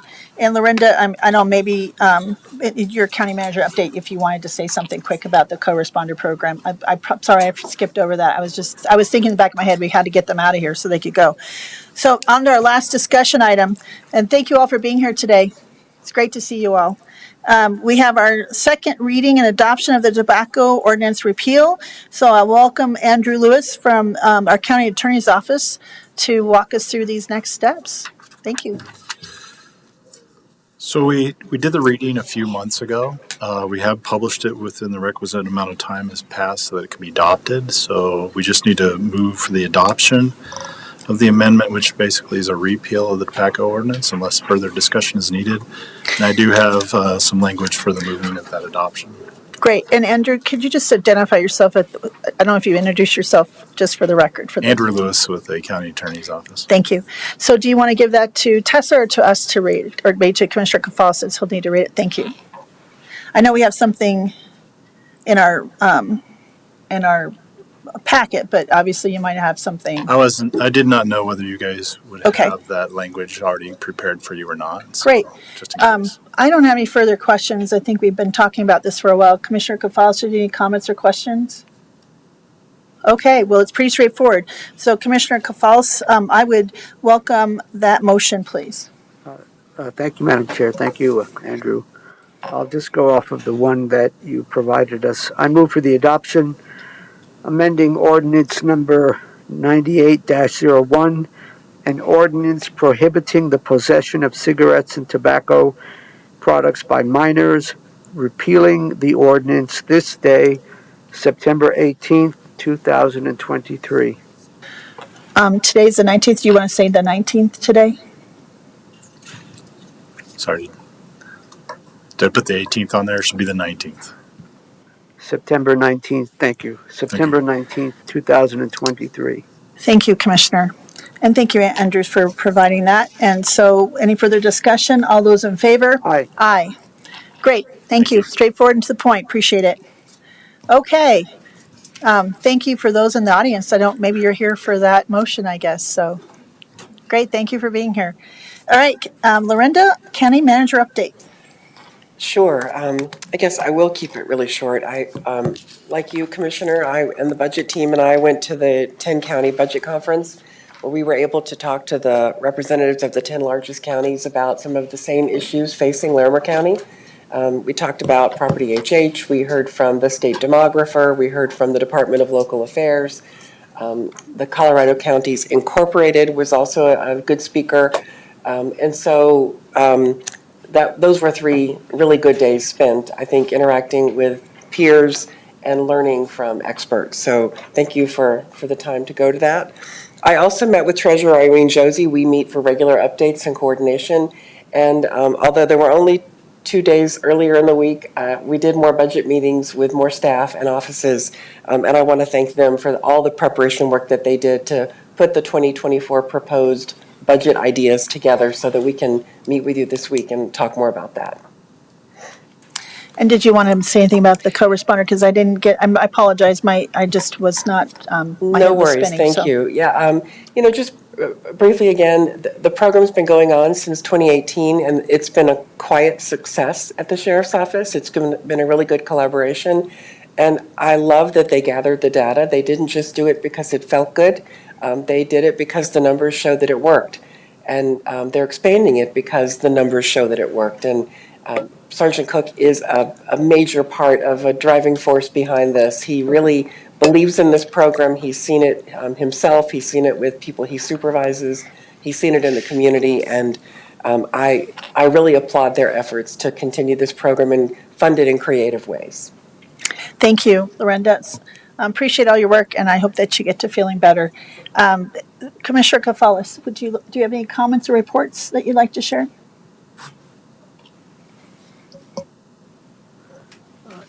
I don't have any comments to the county manager's update, but I appreciate all the hard work, and it's nice to have you back. I listed some things that I participated in last week. I'll try to go through this quickly. Key takeaways. All of us attended the Puda Fire Authority groundbreaking ceremony last Monday, September 11th, which will be the future home of the Memorial Park for the 9/11. They hope to have that completed by next year, 2024, on the 23rd anniversary of 9/11.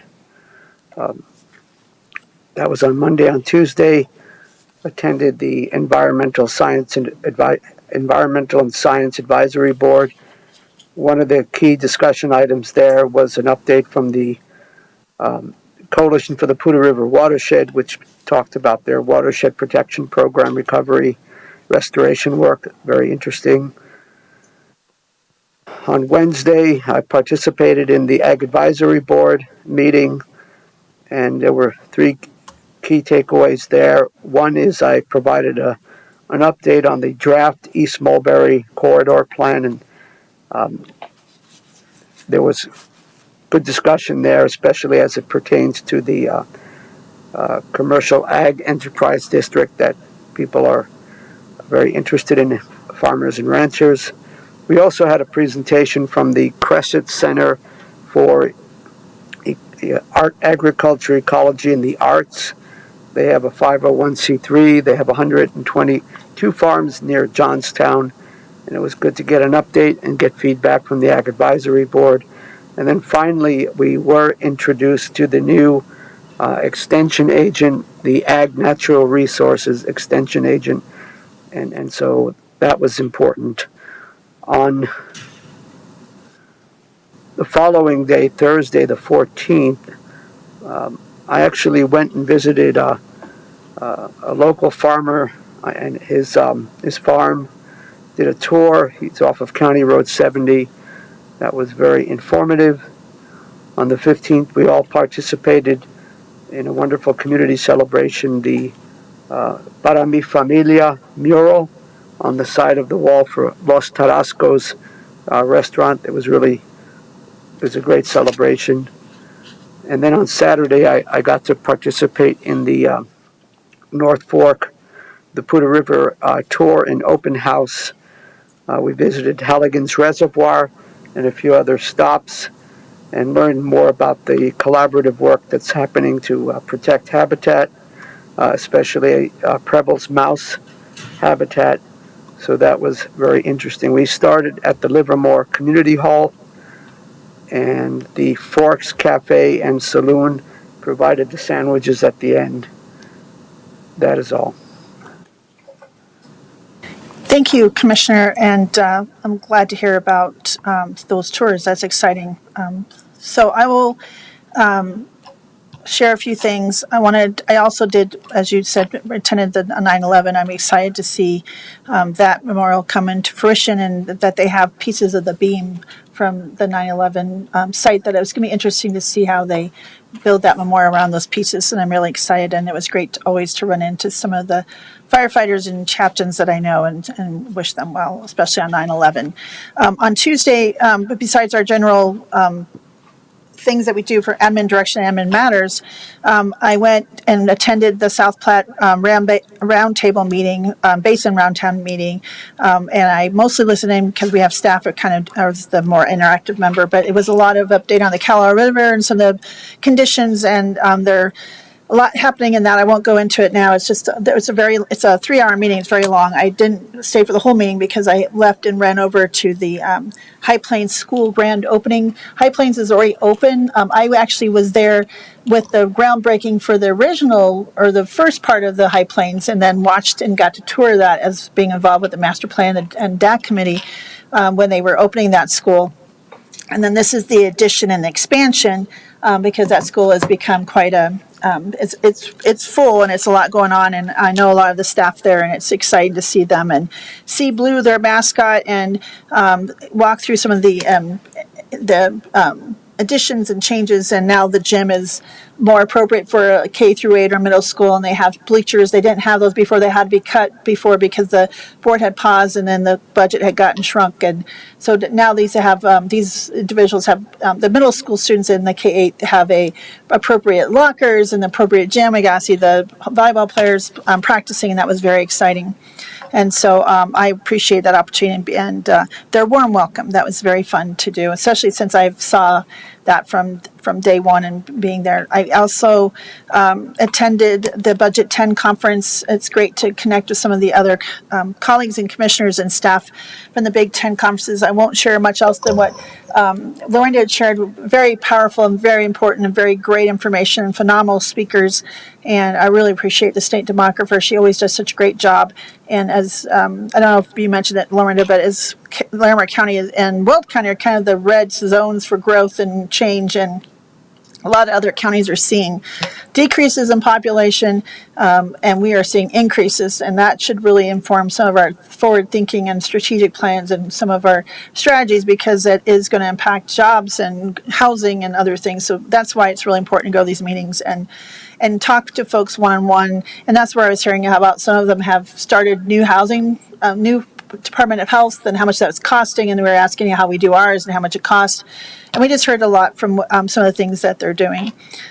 Even though I was at the Budget 10 conference on Thursday as well, I did virtually attend the Larimer County Interagency Oversight Group, which is doing a lot of work, and there's a lot of changes with some of the state laws and things, and so this committee is really looking at how they're going to fit with the new direction, and then making sure we have the right people on the board with statutorily.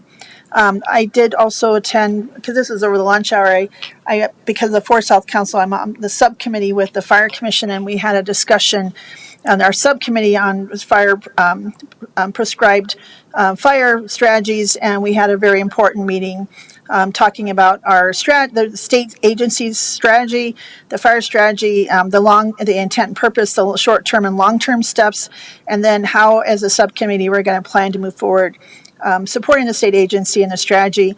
And then we're talking about some pilot projects and current projects, and that was a really important and interesting meeting.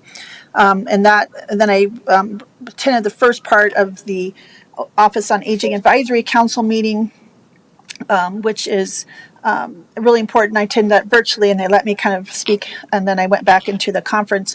But we have had some members who have had some medical issues, so we've had some resignations. So now I have to fill some more positions on that, and I wish those members well, and I appreciate their service. These are some of the subcommittees that was really impacted, so I'll be addressing that hopefully with staff and looking at doing some interviews sooner to refill those positions. And then on Friday, I came back and I was chairing the legislative committee as we look as our long-term strategy. We already have our 2024 legislative priorities, but we're already planning for 2025 and doing a backwards planning, because we want to kind of bring some recommendations forward for recommending to, as we report to the governor and to this general legislature about some budget things as we go forward. And I also attended the NOCO Partners meeting, which is NOCO Places 2050, and we're talking about some of those long-term strategies and some of the successes, and also planning to do a little bit more in-person meetings to kind of connect those connections. And we're doing some community outreach, and you can find that on the website. Since I came back from the conference just a little early, I wanted to attend some of the other events on Friday night. I agree with you, Commissioner. I went to Los Tarascos restaurant, and thank you to Betty Aragon and all those folks and the volunteers, and the artist is Armando Silva, I believe. And a phenomenal job. You can see it as you drive down College. It's just beautiful. And I was able to go there at the beginning and see the beautiful mural and talk to Betty and talk to the folks, and it was a great celebration. And then I raced up to Estes Park because I was invited at the Stanley Home Museum. It's called The Women Get It Done. And it was amazing. I haven't taken that in-depth of a tour of the Stanley Home Museum. And it's also celebrating the 100 years, which I didn't realize how long, but over 100 years of the Estes Park Women's Group, which I was so glad I learned more, that they're instrumental with helping get Rocky Mountain National Park started, getting the library started before the town even became a town, on and on. They were modern day suffragists fighting for women's right to vote and voice and policy. And in that museum, just hearing more about the interesting things that F.O. Stanley and Flora Stanley and Eleanor Honduras and Isabella Bird and some of those women were just outstanding leaders in the community. And the home is just stunning, and a lot of the original wallpaper that F.O. Stanley patented and used, it's just gorgeous, and I can't believe it still looks pristine after 100 years. So if you haven't gone up there and paid I think it's $5 or $10 to get in, just go check out the Stanley Home Museum. It's up off near west. It's not at Stanley Hotel. It's to the west on the way to the Fall River restaurant entrance, and I really highly recommend checking it out. It's an amazing home, and the views are stunning. And then on Saturday, I just want to thank Scott Simmons. There was a climate meetup in Loveland. There was people from Boulder County and Weld County, all the municipalities, people talking about climate, recycling, and waste. And we had Dr. Scott Denning from CSU, and Andrew from Earthworks, and it was a great presentation and great to connect with folks. Representative Kathy Kipp was there talking about legislative matters, and I shared a lot about the county's climate plan and our work there and how we need their partnership, and it was really informative. And then I was asked to speak at the Heart and Soul Latin Hispanic Heritage Month, and did that with Mayor Jackie Marsh and Councilmember John Malo. They had language justice, they had sign language and interpreters, and they had some great speakings, young mariachi singers and the dancers and the Aztec dancers, and the opening and the indigenous land recognition. It was just an outstanding event. Great performances, a lot of community members. Well done to Heart and Soul and the community and the sponsors. I did bring, I think United Way handed out some bags and so everyone had clear bags, and it has the Heart and Soul and celebrating. And Summit Stone Heart Partners was also, and then these wonderful T-shirts that they had worn last week that we were able to purchase to help fundraise, and it just it was outstanding. I have to just say, I just enjoyed it, and the performances were amazing.